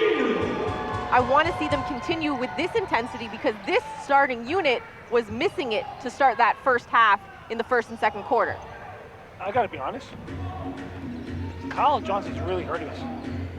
And it's funny because in the first half, Evans misses that layup. In the first half, he was one of the more consistent players for the starting unit in the second quarter. Yeah, like he's not really working hard defensively, and he's taking a lot of quick shots offensively. 61-47 lead for the Storm. They go inside. Evans misses that one. He's had a lot of easy buckets that he's missed in this first almost 4 minutes of play here in the third quarter. That's probably the fourth layup that he could have had that he's missed. Yes, there was contact, He's but not very polished. He's not. I wouldn't say he's polished because I've seen him play before where he makes those easy buckets. I think he's he's off his game right now on the easy buckets you normally see him make. He's not like, who's the big man I'm always thinking about? Who's our big man that we love to see? And he moves, and I said he could shoot a Jimmy. DeAndre Thomas? Yeah. Like, he's no DeAndre Thomas. No. Well, not many are. He's more of a traditional center, though. He's more of a Tom. Who's more polished, Tom or him? I would say probably Tom. Right.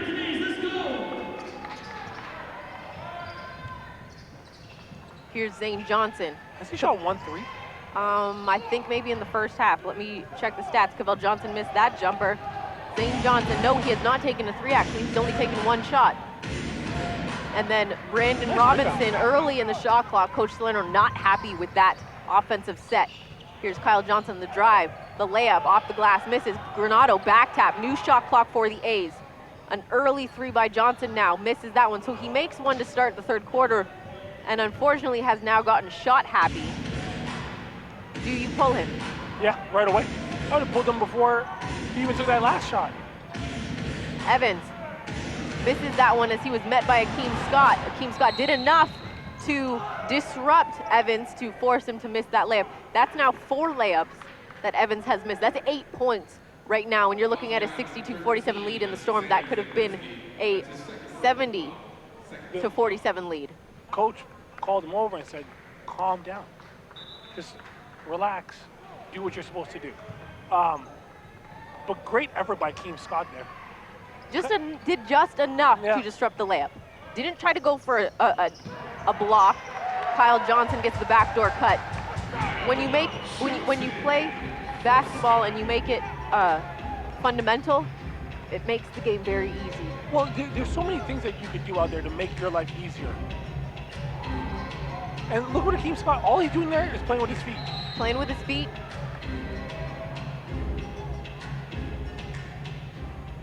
Helps up Birdsong. Did a good job there defensively. Definitely had a height disadvantage, but used his feet, as you said. Kept his hands straight up. Birdsong lost the ball. It went out of bounds. They did say last touch by Scott. But when you're giving up 3 or 4 inches, nothing much you can do. I want to ask you a question. Okay. In the terms of what type of player you were. So I was the type of player where if I miss like 3 threes in a row, I'm not going to shoot another set of threes. What was that? That was a 3 by Zaglinski, actually, on the inbound. The probably easiest inbound play I've ever seen run. I ran, actually, my high school team ran that. We called it T-high because the girl who took the 3, our Zaglinski, her name was Taylor. We called it T-high. Why? Because Taylor popped out and went high. No, now back to the question about third quarter massage from Gus. I've missed these at home games. So, were you the type of player where if you missed a whole bunch of threes, you keep shooting threes? No. And I don't understand. But I never took one in the first place necessarily. And a nice block by Granado, getting after it defensively. Thanks, Gus. Appreciate you. As Evans had that block. 4 seconds on the shot clock, a 65-52 lead. But no, going back to your question, to be honest with you, I knew I wasn't a shooter. So I tried not to take that many jump shots or 3-point shots in a game. But if I missed a couple, I went to the hole because I knew my shot wasn't falling. And that's what I'm saying in regards to Kyle. That should be a shot clock violation. But that's what I'm saying in regards to Kyle. Like, don't keep shooting, go to the hole. Here's Scott. And I know we got the possession anyways in the rebound, but as Robinson comes up with the steal from Zane Johnson and then gets the layup, in that situation with the shot clock violation, by rule, if the shot clock goes off, whether the team gets possession or not, as far as I know, by rule, the whistle has to be blown and possession goes out of bounds to the team defending. Whether the team that's defending or not gets the rebound, in my opinion, the officials should still blow the whistle. Way too much dribbling right now by Scott. Whether he makes or misses his 3, I still will say the same thing. And the missed 3 and lack of rebounding by the A's. Zaglinski the other way. High, that was a great layup attempt. Didn't get it to fall, but perfect way to do a layup against Cavell Johnson, the leading shot blocker in the league. And then Kyle Johnson in transition gets the hoop and the harm. And will go to the free throw line, for the old school 3-point play. That will bring in Rashad Wack off of the foul line. You know what this game reminds me of? Off of the bench. I'm looking at Kyle at the foul line, and that's why I said he's coming off of the foul line. My mistake. You know what this game reminds me of? Remember the first 5 games of the year? Mm-hmm. Looking real similar. It looks really similar to one of those games. Couldn't put my finger on it, but I'm like, I've seen this before. And it's going back to that.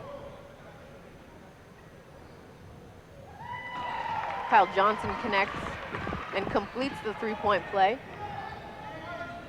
Tyshwan Edmondson came into the game for Zane Johnson. Here's Robinson, 67-55 lead for the Island Storm. Here's Martin, stripped from behind by Kyle Johnson. The A's have a 4-on-2 right now. Lob it to Cavell Johnson is what I would like to see in that situation. Akeem Scott's 3 misses because Cavell had nobody trailing him until the last second. Granado misses the layup, but he's fouled. Should have made it. Should have made it. Should have made it. However, I like the effort. Yeah, we do. I do too. But we need those baskets right now when you're down, because that could put us to single digits. Going back to that transition, you have a 4-on-2. You're guard heavy on the left side.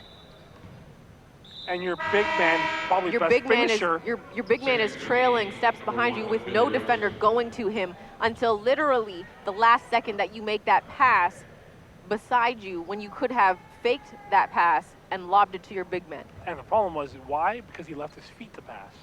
Never leave your feet, kids. Never leave your feet. Granado unfortunately misses the first free throw. And Coach Mag, similar to what he does with Cavell Johnson, telling Granado to finish on your toes. You never talked to Granado yet, too? I have not yet, no. Unfortunately. You better get to him soon. I got to get to him. Got to reiterate what Coach Mag is saying about finishing on your toes. Big men and big women, start them young by making sure they finish with the full follow through on those foul shots. You can help turn them into an outstanding player, because any coach that has a post player that can shoot foul shots and knock them down is going to fall in love with that player. Evans not able to connect on another layup, unfortunately, just not able to finish around the rim right now. And Kyle Johnson misses that layup on the Euro step. Great job to split the defense, just a little too strong on the bucket. Team Scott gets the easy layup in transition. That starts from the defense, and the A's have cut it down to 10 points. They have not led since early on in that first quarter, when it was 4-0, and then again, there was 3 lead changes in that first half until the Island Storm finally took the lead and held on. Kyle Johnson gets in the lane defensively, going right to the hoop. He's fouled, and that will send him back to the free throw line to hopefully cut it to single digits here with 5:17 to play in the third quarter from the Powerade Center. And Ashton Smith will come off the bench and check in. We have a media timeout on the floor, and we'll take a short one here. Right now, the A's looking at a 10-point deficit with 5:17 to play, 67-57 in favor of the Island Storm. It's easy to do more with Save On Energy. Enroll in the Peak Saver Plus program and receive a free programmable thermostat and earn extra air miles reward miles just for signing up. For more information, visit the Hydro One booth located on the main concourse near the candy entrance. Hey A's fans, we need your help. We're almost there, over halfway done. 100 points. If the A's get the win and score 100 points, bring your tickets up to the Works in Brampton and receive a free appetizer. But they can't do it alone. They need your help, so you gotta get on your feet and make some noise for your Brampton. We want to say happy birthday. That's right. Happy birthday to my man right there. Michael, happy birthday. Everybody wish Michael a big happy birthday. There he is right there. Tell everybody happy birthday. Make some noise for him, everybody.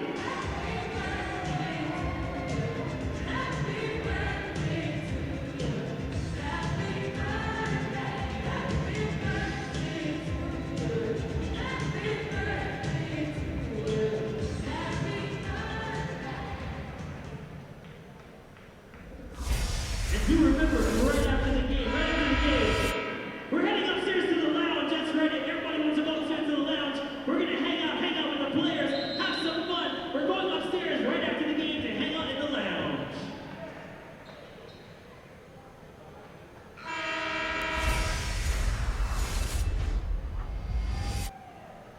Coming back out of the timeout on the floor, Keem Ellis will check in if Kyle Johnson can knock down both of these free throws. Now, for me, Whitfield Smith, Kyle Johnson, Cavell Johnson, and Edmondson on the floor for the A's.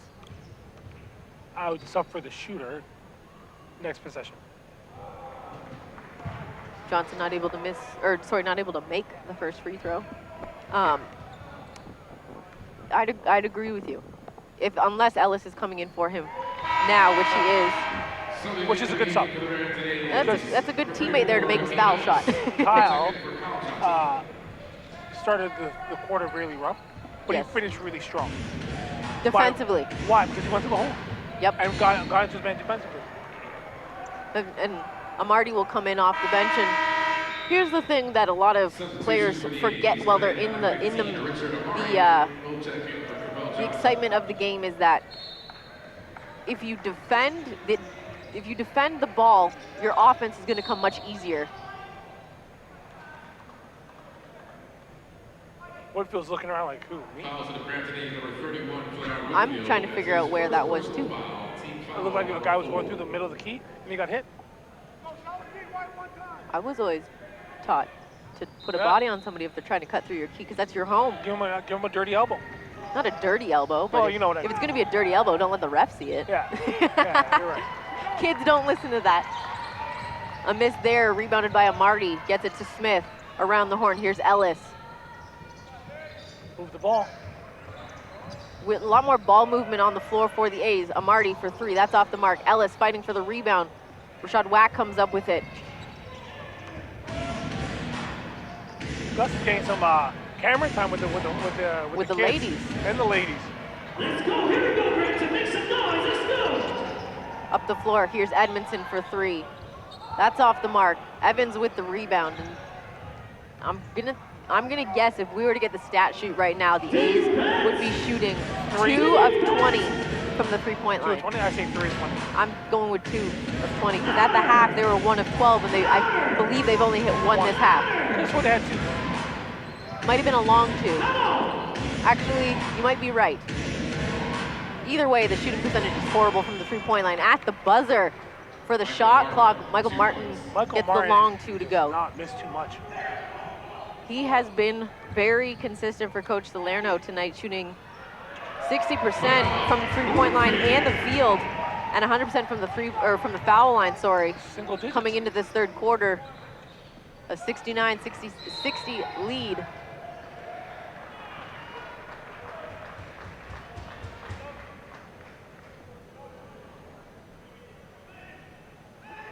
And a offensive foul. Foul's going to be calling Nico Corey for. I don't know. He must have a lot of anger strength in there, because he took Whitfield to the ground.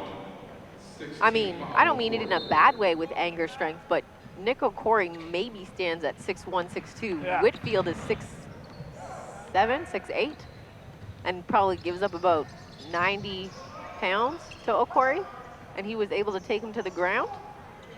That's pretty strong. He's That's angry. some anger strength. Oh! Edmondson misses the reverse layup, the little up and under getting fancy there, but it was necessary in that situation because he was going to get a shot blocked if he had just gone up straight with the left-handed layup. And then Ellis and Amarty tap the basketball to each other for the rebound. Amarty right to the hole. He's fouled. Tyshawn's having a rough day too.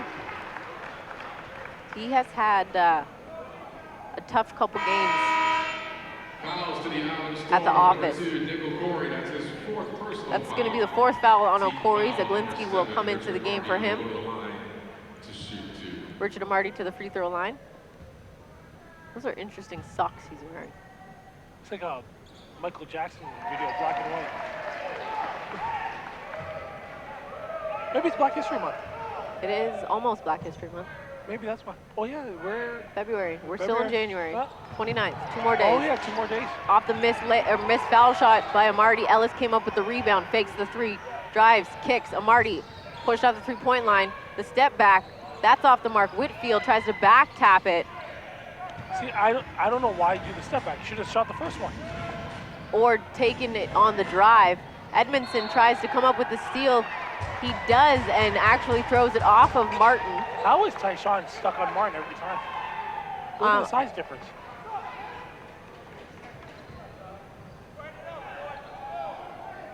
Well, Maybe there was a screen. I'm trying to replay that offensive set in my head. Ball out of bounds.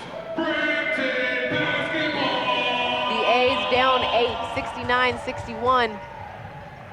With 2:44 to play here in the third quarter from the Powerade Center. Megan McPeak and Declan Roberts. Smith on the drive. Edmondson for 3 in the corner. That's off the mark. And that's Billy Rush with a big rebound for the Storm going back the other way. It's probably a good thing he didn't hit that, because I was about to go crazy here. Relax. Here's Zaglinski. 10 on the shot clock. Genty trying to post up on Smith. Zaglinski kept the ball in his hands until 4 seconds left on the shot clock. Martin misses that one. Zaglinski with the rebound, fakes the 3, kicks it to Martin. He's pushed off the 3-point line and then gets that jumper to go. And when I say he was pushed off the 3-point line, I mean it in a sense that he was forced by the defender, not actually physically pushed. Which was good, though.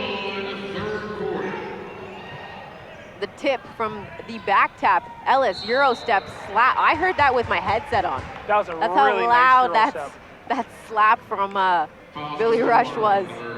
That was a textbook Euro step from Akeem Ellis. He'll go to the free throw line, put this deficit back to single digits.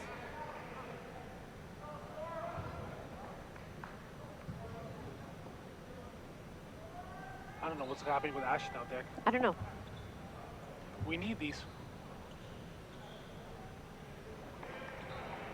Finish on your toes. Keep finish on your toes. Give me one. Give me one. Single digits. Coming into the third quarter, the A's were 4 of 4 from the from the foul line, sorry. I can't really see much right now. Ellis misses both free throws. Those were definitely needed. Yep. Under 2 minutes to play here in the third quarter from the Powerade Center. Here's Martin. Hand off to Wack. Screen from Martin, 10 seconds on the shot clock. Wack on the drive, the kick out into the hands of Edmondson. They've got a 3-on-1. Ellis behind the back pass to Smith. The layup way too hard. Should have just gone up easy with that one. That Coach Maggs was losing on that one. He is very unhappy, and that was way too easy of a layup to just toss away. And then, Billy Rush with the rebound. Amarty has to foul him to prevent the easy bucket. I thought Tayshaun should have just went up. On that one, Tayshaun, yeah. Could have gone up with it, but also too, he made the decision.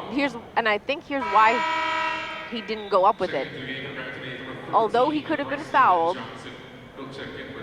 on that play, the defender made the decision and went to him. So when you're doing a 3-on-1, 2-on-1, anytime you're doing that in practice, you always go with what the defense gives you. If the defense gives him that layup, you take it. However, at the last second, the defense committed to him, so that's why he made the behind the back pass. In that situation, Ashton Smith should have just gone right to the bucket for the easy layup. Yeah. I'm not saying I thought it was a good pass. I just thought he could have went up. Zaglinski, Whitfield doing a good job staying on his feet, trying to get by. Zaglinski, spin move, gets by him, the hoop and the harm, and the lead back up to 13 with 58.7 to play. And Whitfield unhappy with the call in that situation. Whitfield couldn't have done anything better in that play. He picks up a quicker player. He stays with him defensively using his feet. He just gets caught with Zaglinski. The way he went up with that layup, he utilized his body going into Whitfield and got the call. It was good D, better offense. On the foul shot, Amarty comes up with the rebound off of the miss. 74-61 lead for the Storm. Ooh. Whitfield was left wide open on that. Here's Bryson Johnson in the corner, left open. That falls for the kid from Nova Scotia, shooting it from Pictou. 77. That's a good shot. They put the score up on the wrong side. It should be 77 to 67. Or sorry, 74-64, as Mags corrects me.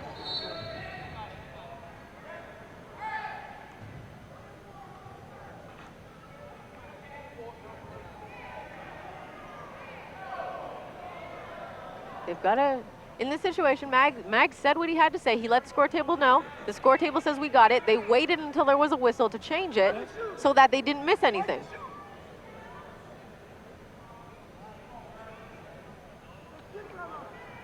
It should be 77-67 if I'm not mistaken. Or was it 61? I thought it should be 77-67. I thought it was 74-60. I thought it was 77-64.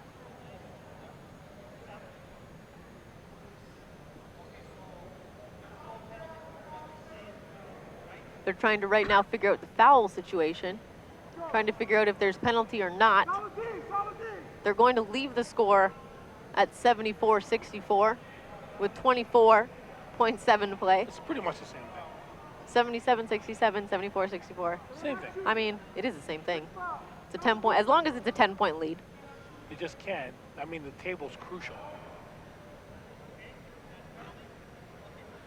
Fouls the Brampton A's, number 10, Ashton So it Smith. is That's penalty. his first personal foul. The ref double checks the score sheet.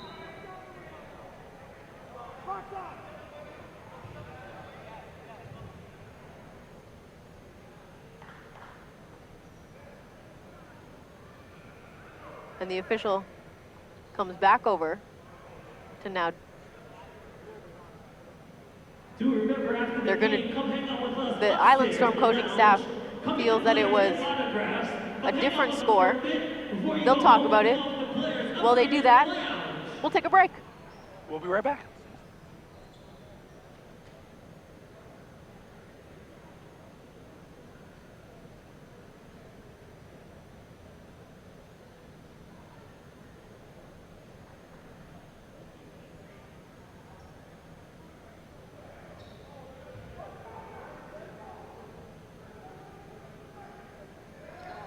We're back. They've established that the score is 74-64. They went off of the running score sheet, which is the official score sheet and what is submitted to the league office and FIBA. Martin gets the shooter's roll on that first foul shot. Coach Maggs calls out one shot as there is 0.7 second differential between shot clock and game clock. Martin knocks down both free throws, makes it a 12-point lead.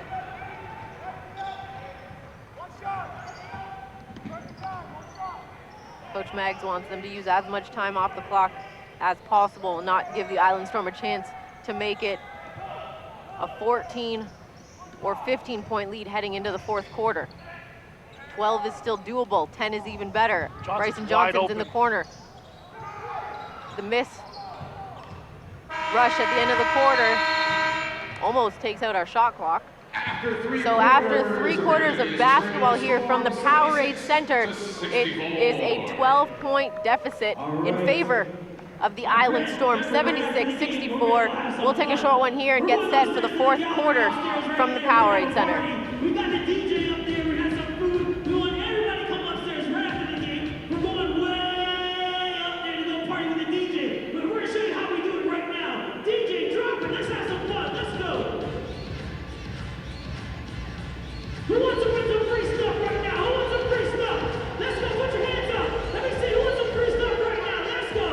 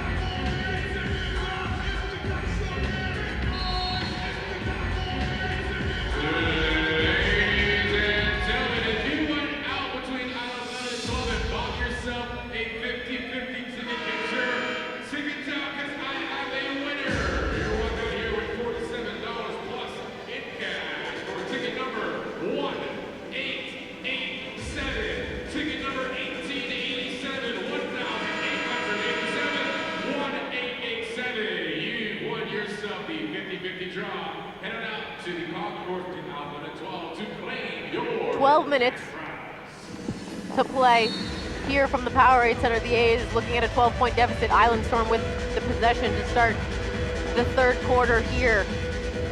Zaglinski, Genty, Wack, Rush, and Martin on the floor for Coach Salerno and the Storm. Tom Granado picks up the block on that one. So Granado, Cavell Johnson, Bryson Johnson, Akeem Scott, and Kyle Johnson on the floor to start the fourth for the A's. You don't see that too much, a guy standing up and blocking a shot.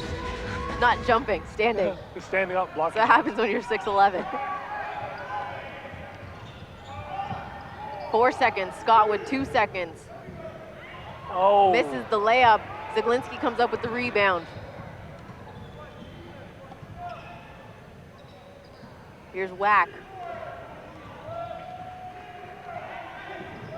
The fans trying to get into it, chanting defense. Cavell Johnson almost comes up with a steal. Martin then back taps it into Kyle Johnson's hands. Here's Scott to Kyle Johnson, the layup. That's good. Cuts the deficit to 10. Coach Maggs just yelling at one stop. Down 10, a whole quarter to play. You just gotta go one stop at a time. Just get one stop. I'm coming back with Woodfield early in this fourth quarter, though. Wack goes down low to Martin. He's got Cavell Johnson on him. The jump shot, that misses. Kyle Johnson with the rebound. Martin loses his footing. There's two. There was no advantage on that. Here's Granado, gets his man in the air, goes to the bucket, misses that one, just a little too strong. And then Martin and Granado get tied up. Granado ends up on the ground.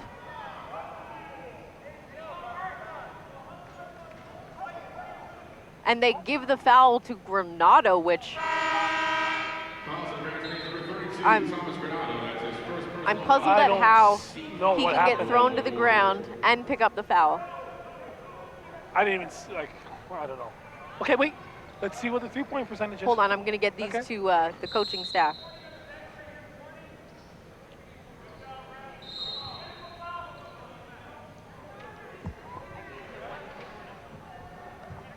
And they're going to give Coach Magley assistant coach Mokeski a technical foul to the bench.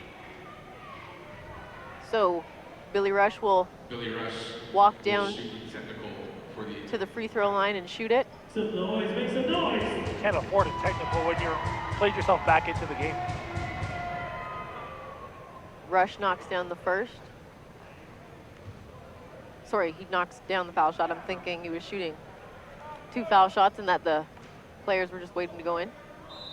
The only thing about that is you got the lead down to 10, and now you give them an 11-point lead, but you also give them a possession. Yeah.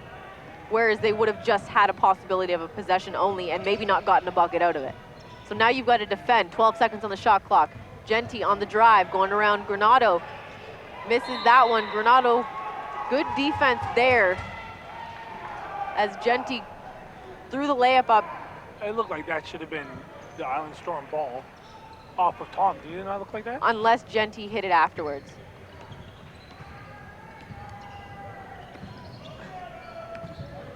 Here's Bryson, screen from Cavell, kicks it, Tom, Scott, 10 seconds on the shot clock. They go down low to Granado, the reverse layup misses.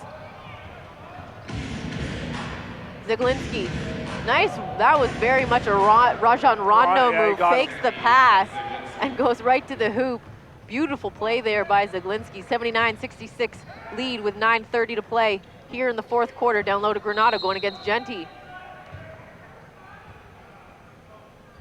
I think Tom is actually better on this side of the box, which is the right side versus the left side on finishing. Foul to the Island number 42, Cordell City. That's his. However, I'm agreeing with you in the sense that he's better because he has the ability to go to the right side as opposed to a little bit of a Plinko game with the basketball bouncing off a couple of people's heads there. And then Bryson Johnson misses the jump shot. When Granado posts up on the left side and goes to the right with that hook shot, he's stronger than starting and driving on the right side. And then a long two is hit by Billy Rush, and Glenn Whitfield will come into the game at the next opportunity. An 81-66 lead with 9 minutes to play here in the fourth quarter. Scott on the drive. That one rolls over the rim and in. No, here's the thing though. And now Bryson Johnson, as I'm about to say it, goes up and picks up full court, but that's what they're not doing to start this fourth quarter. They're not picking up full court, so there's no pressure on the Island Storm point guard in Zeglinski and Wack. So they're not forcing them to take a lot of time off the shot clock because they're not forcing them to keep the ball in their hand for a long period of time. 4 seconds. Here's Genty on the jump shot. It's missed, and they come up with the rebound. And that's just a tap out.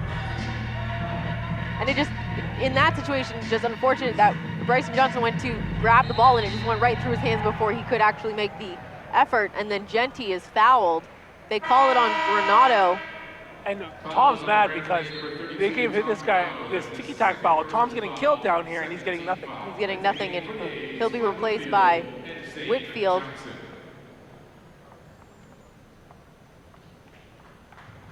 So Whitfield and Zane Johnson check into the game. Coach Mag's calling the play from the sideline. Genty knocks down the first foul shot. You can do better than that, Brampton. I want to hear you as loud as you can. Let's go. I mean, it's really tough when the way the Brampton started out the game. For the fans to get into it? For the fans to get into it, and even for them, the players to continue to get into it. Whitfield helping out his point guard by setting a screen. Picks up his dribble. Here's Scott. Gets a screen from Whitfield. The kick. Kyle Johnson fakes, drives. Misses that one. Gets his own rebound. Fighting with it. Puts it back up and in. Coach Mag's telling them to pick up. Wants them to pick up in the full court. They have to. Try and force a turnover. You're down 13 with 7:42 to play. You've got to essentially put it all out on the floor, as cliche as that is. And then Genty left wide open. Absolutely no help defense. Lead back up to 15. I don't want to say his name wrong. Zeglinski? Is that how you pronounce his name? Who? Zeglinski? Zeglinski? Zeglinski is running a clinic of how to run a point guard. 100%. He is running a clinic on how to run the point guard properly. When to take shots, when to go to the hole, when to get your teammates involved. Whitfield picks up the foul on that one. No, 100%. I agree with you. And it's interesting because usually you see that. We see that from Akeem Scott and Ashton Smith, but just a tough day at the office for the entire, Brampton A's team. And then Rush almost losing the handle. Zeglinski comes back for it. His teammates really trust him. Takes the three. That's Coach Mag takes it right out of my, takes the words right out of my mouth. I don't know if you could hear him through our headsets, but he said, get a hand up. That was probably the worst defense I've seen on a shot. And they're gonna get Billy Rush on a foul, and he looks at the ref and says, are you serious? And I believe that's official Paul Cooper, if I'm not mistaken. I can't remember. I'm not too sure about Can't remember his name. He looked at him. You could tell that look. He was like, I have no problem giving you a technical right now. If you want to give me a little bit more attitude, please say something else. So Zane Johnson at the first three-pointer for the night. That was his first three-point attempt. You're correct. Actually, no, that's his second. Second? He took one in the third quarter.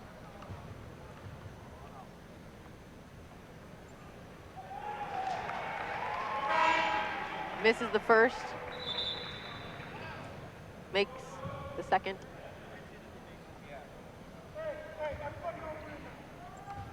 Would you go zone? Just to throw a different look out there? To be honest, not too many teams play zone. No. In the league. I'm just being honest. I don't think that professional basketball players should play a zone. If you're a pro basketball player, you should be able to play man-to-man for 48 minutes, in my opinion. I've never been a fan of a zone. I've just never been a fan of it. Because here's the thing, usually you play zone because the team can't shoot. Yeah. They're 48% from the three-point line. You're gonna shoot, you might as well just shoot yourself in the foot at that point, because usually teams play zone because you're not a good shooting team and you're a better driving team. And you Billy Rush gets the drive. and you want to play zone to cover that up and force them into taking jump shots and make them beat you that way. Nice pass from Zane Johnson to Akeem Ellis. That one falls for Akeem Ellis. So usually when you play the zone, it's to force them into a jump shot. But when you're playing a team who has proven, which is what the Island Storm have done this evening so far, that you can hit the jump shot, the zone is essentially useless. Yeah, you're playing to that paper. Here's the other reason why is that our defense in recovering to players, especially shooters tonight, abysmal. Yes. So why am I going to play a zone and allow you to shoot the ball on me when I can't even recover in a man-to-man? Yeah, you're right. Because in a zone, as you know, you're guarding an area, not just a player. And you've got to be quicker to react to that. So timeout on the floor, immediate timeout, a 90-76 lead for the Island Storm right now in the fourth quarter.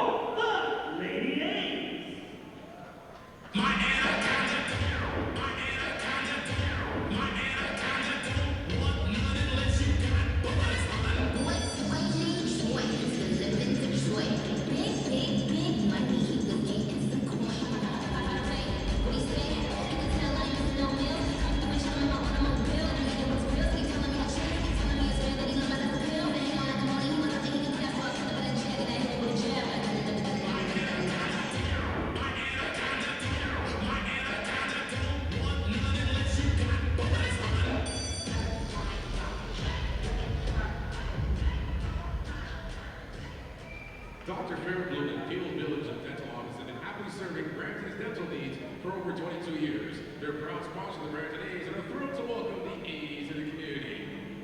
Eat better and save better at Sobeys with over 3,000 low-price features in store. They're your destination for essentials to build a better food basket.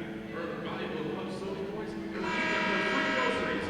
Shop, explore, and discover all that Sobeys has to offer.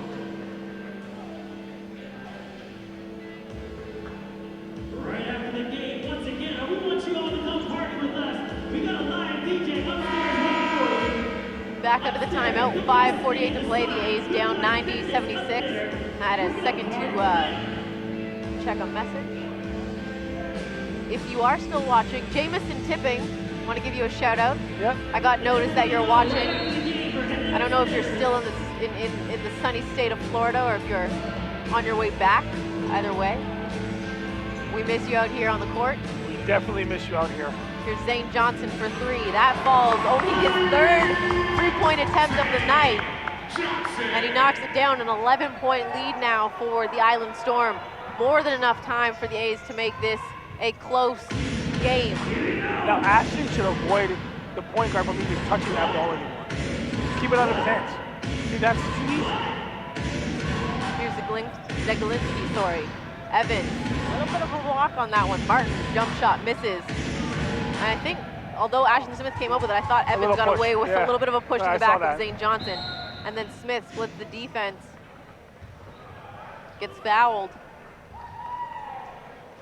Yeah, I agree with you in the sense that if Ashton Smith or Melvin Council are going to pick up Zeglinski, if he passes that ball, he should not touch it back. You don't let him ever get that back. If I had a coach that always told us, because I loved playing defense, Whitfield drive, doesn't miss it. He loses the handle, thought he was fouled. They say the ball went out of bounds to the Storm. But I had a coach who always told us, who took pride in defense, when we ever played a box in one or a triangle in two, and Zane Johnson's gonna get called for a push, Richard Amarty will check in that if they go to the bench, you go to the bench. If they go to tie your shoe, you help them tie it. If they go to the bathroom, you go with them. So in that situation, if you're picking up Zeglinski and you allow him to get the ball and he gets rid of it, you do whatever you have to do so he doesn't get it back. Because if you have not been watching this game, their offense runs through him. And he makes the right choices. Robinson's shot is missed. Rush comes up with the back tap rebound, and it ends up in the hands of who else? Zeglinski. Even when Nick Okori is on the floor, they still run it through Zeglinski. They have to, because Nick Okori is a two-guard and a two-guard mentality. Here's Zane Johnson in transition for three. That's off the mark. On the rebound, Amarty comes up with a new shot clock. Run the set. Council on the drive. The layup off the bucket. Gets it, and he's fouled. And it's a 9-point But Megan, deficit. We need to make this free throw. Here's the thing. Free throws are crucial. They are We've crucial. missed a lot. Yes, they are crucial. However, make or miss its free throw, you need a stop defensively. We have not gotten stops consistently because as soon as the A's make a tiny bit of a push, they break down defensively and boom, you're back looking at a 13-point lead. And it's happened. Biggest lead in this game for the Island Storm was 18 points. Yeah. Their biggest scoring run was 9. So here it is. Ashton Smith, Zaglinski has it right now. If he gets rid of it, you don't let him get the ball back. Unless you get hit with 4 screens and he ends up wide open, okay. See? But here's the thing, they ran him off of 3 screens. So in that situation, the help has to come from all of those screeners. Zane Johnson with the steal, Amarty with the flush, and that is a defensive breakdown that you haven't seen much from the Island Storm. And just like that, it is a 6-point lead for the Island Storm, and Coach Salerno, although he seems calm, you can tell the fact that his face is turning red that he is, I'll just say he's pissed. Now, with that defensive lack of mental ability right there, complete breakdown. Zaglinski is really upset at his center because he's not rolling to the net. He's getting a wide open layup, but he's not rolling to the net fast enough. So he keeps telling him, use your head, get to the net.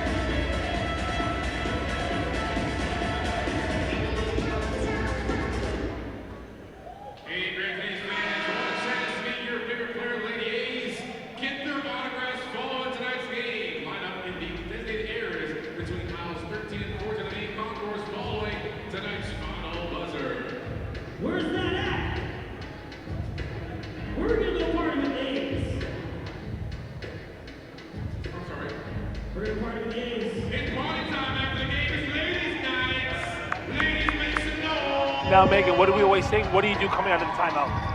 Well, in our situation, you got to defend. Yeah. But it's how you come out of the how you're going to react coming out of the timeout. Here's Robinson on the drive. Somehow manages to get that off the glass. 92-84 lead in favor of the Island Storm. 3:23 to play here from the Powerade Center. Meg McPeak and Declan Roberts. Smith, Ellis, Zane Johnson, Melvin Council, and Richard Amarty on the floor for the Brampton A's. On the kick, nice pass from Zane Johnson to Ellis. That one falls down the hole. 92-87, 3 minutes to play from the Powerade Center, and that gets the fans off their feet. Very, very heads-up basketball by Zane on to penetrate and to kick out. Here's the thing, a shooter always makes a great passer to another shooter. Brandon Robinson misses that one, rebounded by Ellis. Zane is streaking on the drive. Ellis misses the layup, but he's fouled.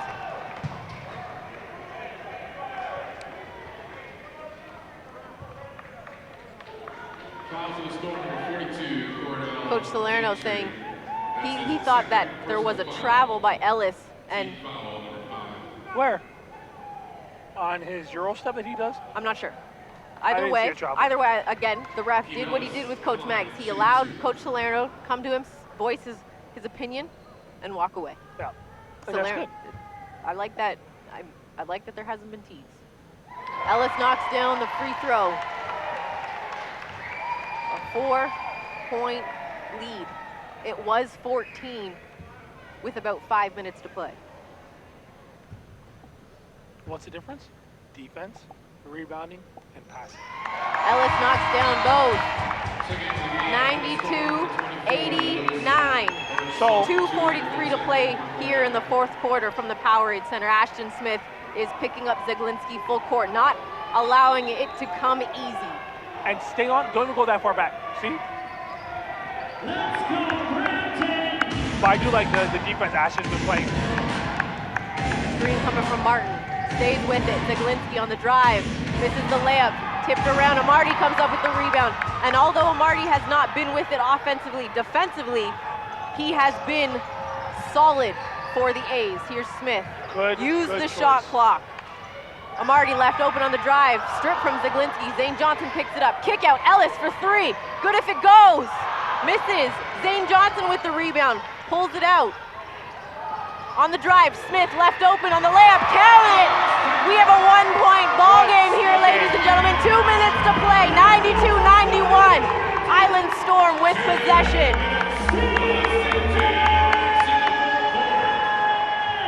Here's Robinson on the drive, gets caught, kick out, Okori, 10 seconds on the clock. A block is gonna be called by Melvin Council. Neither team in penalty, both sitting with 5 team fouls with 1:43 to play. 14 seconds on the shot clock. Would you use the timeout of your coach, Banks, because you have 3? No, not right now. You may need them later on in the quarter. On the inbound, here's Okori. Screen from Martin, picked up by Ellis. Council has Martin to defend. Okori, the jumper, that rims in and out. On the rebound, Martin tips it out of bounds, so the A's have possession, 1:34 to play. Okori should not have took that shot. Should have looked down low to Mike. Mouse in the house, he had Council on him, and Council was giving up about 4 inches. Yeah, should have went right down low. 1.5 minutes to play here from the Powerade Center. A 1-point game. The A's have fought back and are trying to take the lead on this possession. Here's Ellis, 10 on the shot clock. Ellis on the kick. Council gets by Martin, left open, misses the layup. A little too short on that one. And normally you see Council make those easy scoop layups. Should have used the left hand. 1:05 to play. Robinson on the drive. On the kick, it goes out of bounds. Last touch by the A's. 1:01 to play. A 1-point lead for the Storm. Nick Evans will check in as he runs off the bench. Now, Brampton has to watch the pick and rolls with Evans because he's always rolling and getting, luckily he's been missing a lot, but he's been getting these easy chip-ins. And you don't want to run the risk of fouling. On the inbound, very close to a 5-second violation. Under a minute to play, 6 on the shot clock. Okori screen from Evans. Doesn't hit him on the roll. Zaglinski gets caught, 2 seconds. 1 second, Rush has to put it up. Sorry, that's Robinson. And a shot clock. See, this is the same call they didn't make in the third quarter. They do it in the fourth quarter with a 1-point game, but they don't do it in the third quarter. Nonetheless, 48.5 seconds to play, a 1-point lead. And that's what that's exactly what Martin just said. Yeah. 48.5 seconds to play. Can I go ask the refs? No. She won't let me go, people. It's pointless. I know what they're going to say. They haven't called it all game. All game. 92-91. Now this is why if I was Coach Maggs, when there was 1:34 to play, and you asked me, do you call a timeout? I said no, because now under a minute, it's a 1-point to a 2-point lead back and forth depending on the shots you're taking. You want to keep those timeouts in your pocket in case you need them under 25 seconds because it advances the ball. You're right. But sometimes you need to take that timeout to have, because your guys may be getting gas. However, though, and you need that but in that situation, they got the stop they needed. Yeah, that worked out. They didn't get it offensively, but they got the stop they needed. Yeah.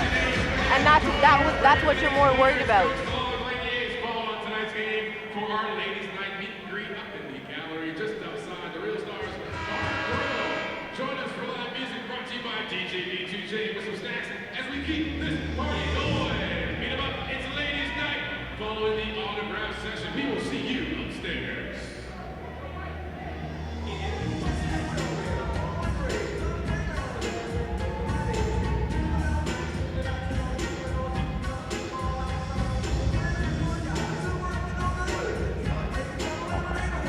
Back from the timeout, a 1-point lead for the Island Storm. They're sitting at 15-8, looking to go to 16-8 and take over the first place in the entire league from the Windsor Express, who are 16-7 right now. I want something going to the hole. Here's Ellis going against Zaglinski.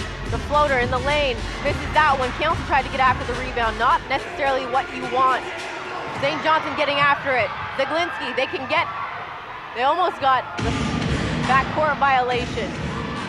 14 seconds on the shot clock, 25 on game clock. Here's Zaglinski, picked up by Council. Now, Council almost got the steal, tipped it out of bounds though. Why would Ellis do a fading away shot on a guy you have 7 feet over?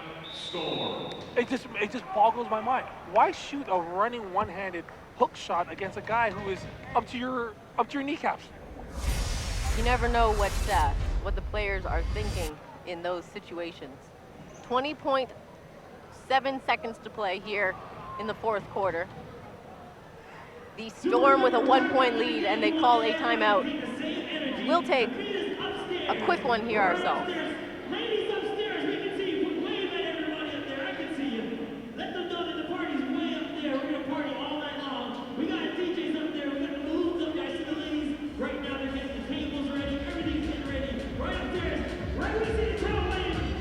There you go. I see the snag right there. Where's the towel? I see you up there.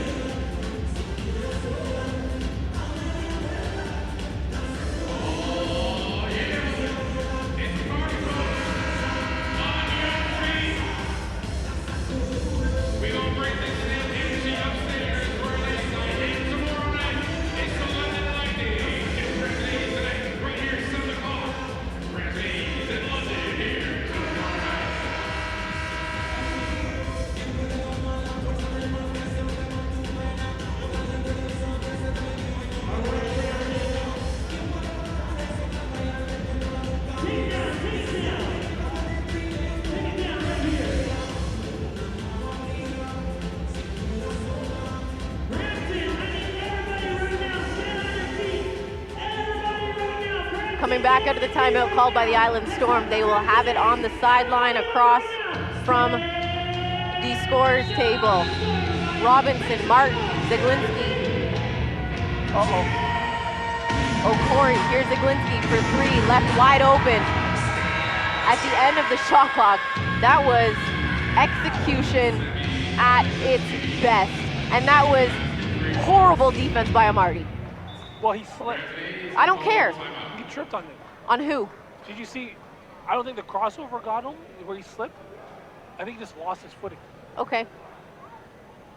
Then I here's the don't thing. know how the switch took place.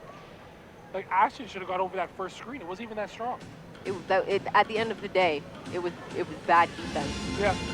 Because if you're not gonna be, if Ashton Smith couldn't get over that screen, that's bad. That's bad defense in the sense that there was no communication. That was bad. Because we've seen him get over the screens every single time. Nonetheless, 95-91. It's now a 2-possession game with 16.4 seconds left. What you should have did was run at him, give him a 2, not a 3. Because it was still a 1-possession game. So now you're Coach Mags. You need 2 scores to tie the game. Do you go for the 3 or do you go for a quick 2? I think you go with what the defense gives you. I think you potentially go for the 3, but it's got to be the right people shooting the 3. And it can't be a one dribble shoot a 3. It's got to be something through the net, and if a 3 opens up, go for it. If not, go for the 2. Quick foul, see what happens. And all 5 players on the floor for the A's need to be in agreement that if they get the bucket, they all pick up full court and defend to hopefully get the steal first and then foul. Scott, Smith, Amarty, Zane Johnson, Ellis on the floor for the Brampton A's. On the inbound, Zane Johnson for 3, off the mark. O'Corey comes up with the rebound and he's fouled. Oh, they call a travel. 11.3 to play, still a 4-point lead. 95-91.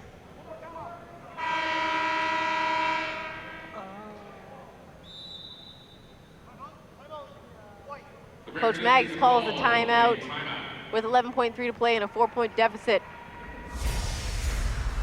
We'll take a short one ourselves. Just like tonight, look no further than Brampton A's. Join us tomorrow night on January 30th, Friday night, as we host the London Lightning right here in the Powerade Center, 7 p.m. Brought to you by BMO. For info, log on to our website at BramptonA's.ca.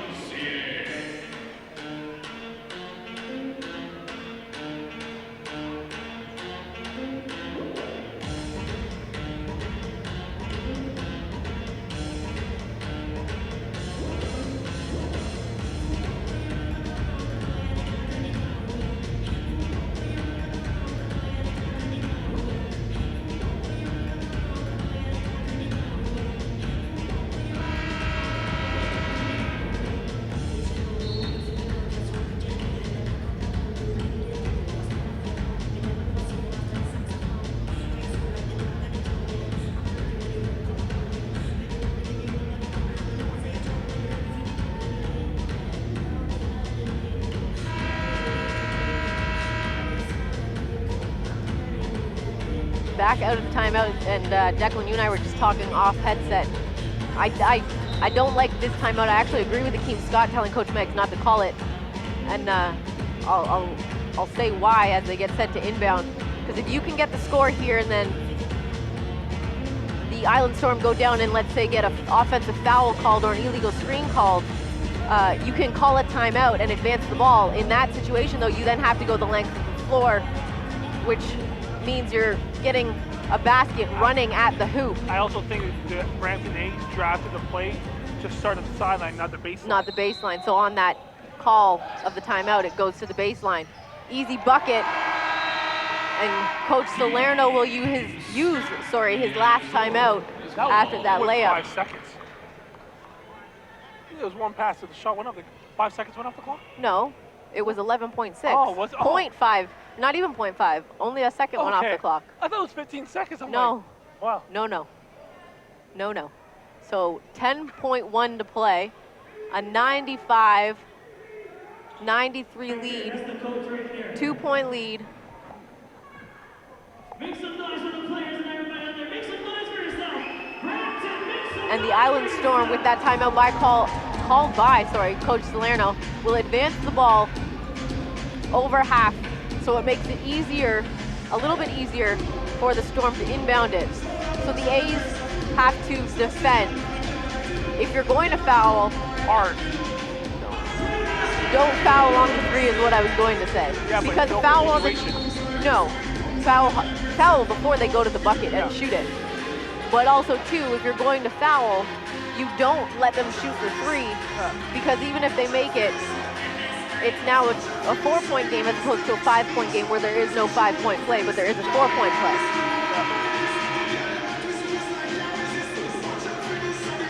And the other thing, as Cavell Johnson gets reinserted into the lineup for defensive purposes, you also have to keep in mind that the Island Storm have executed almost perfectly when it comes to inbound plays on the baseline.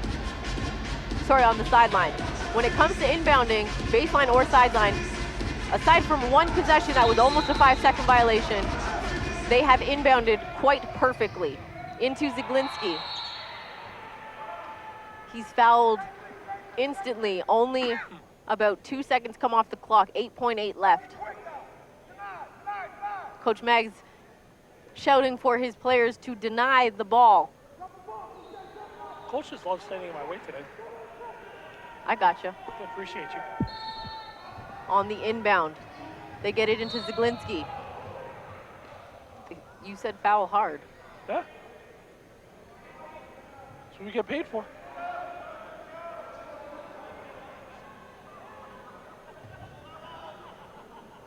Neither team with a timeout now. Look at Akeem Scott.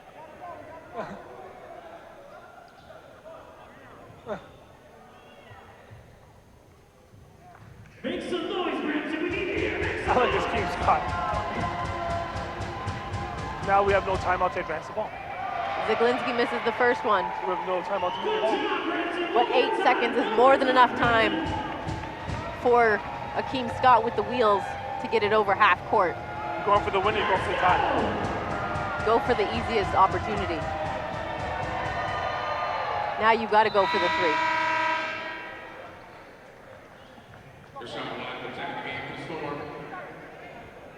Team's got to go back to it. 96-93. It's easier in a situation like this to go back to the ball than to get it in the half court. Scott puts it in full gear. Who is free? Stops at the 3-point line, puts it up. It's tipped and blocked. Saved by Cavell Johnson, kicked out of bounds. The Island Storm, though, get away with a win here on the road. And they come away with a 3-point win, 96-93. They'll be back in action tomorrow at the Hershey Center to take on the Mississauga Power. And the Brampton A's will be back in action tomorrow night, right here, back here from the Powerade Center, back at home as we will host the London Lightning and the return of Brent Jennings. Once again, the Island Storm get the 3-point win and tie the season series between the two teams at 1 win apiece, 96-93. We will see you right back here tomorrow at 7 o'clock, same Catwoman channel, same Catwoman time. Thank you to Declan Roberts. As usual, tomorrow it's BMO night. So the evening sponsored by BMO, Bank of Montreal. Once again, thank you everybody for watching. We will see you right here tomorrow night. Drive safe, everyone.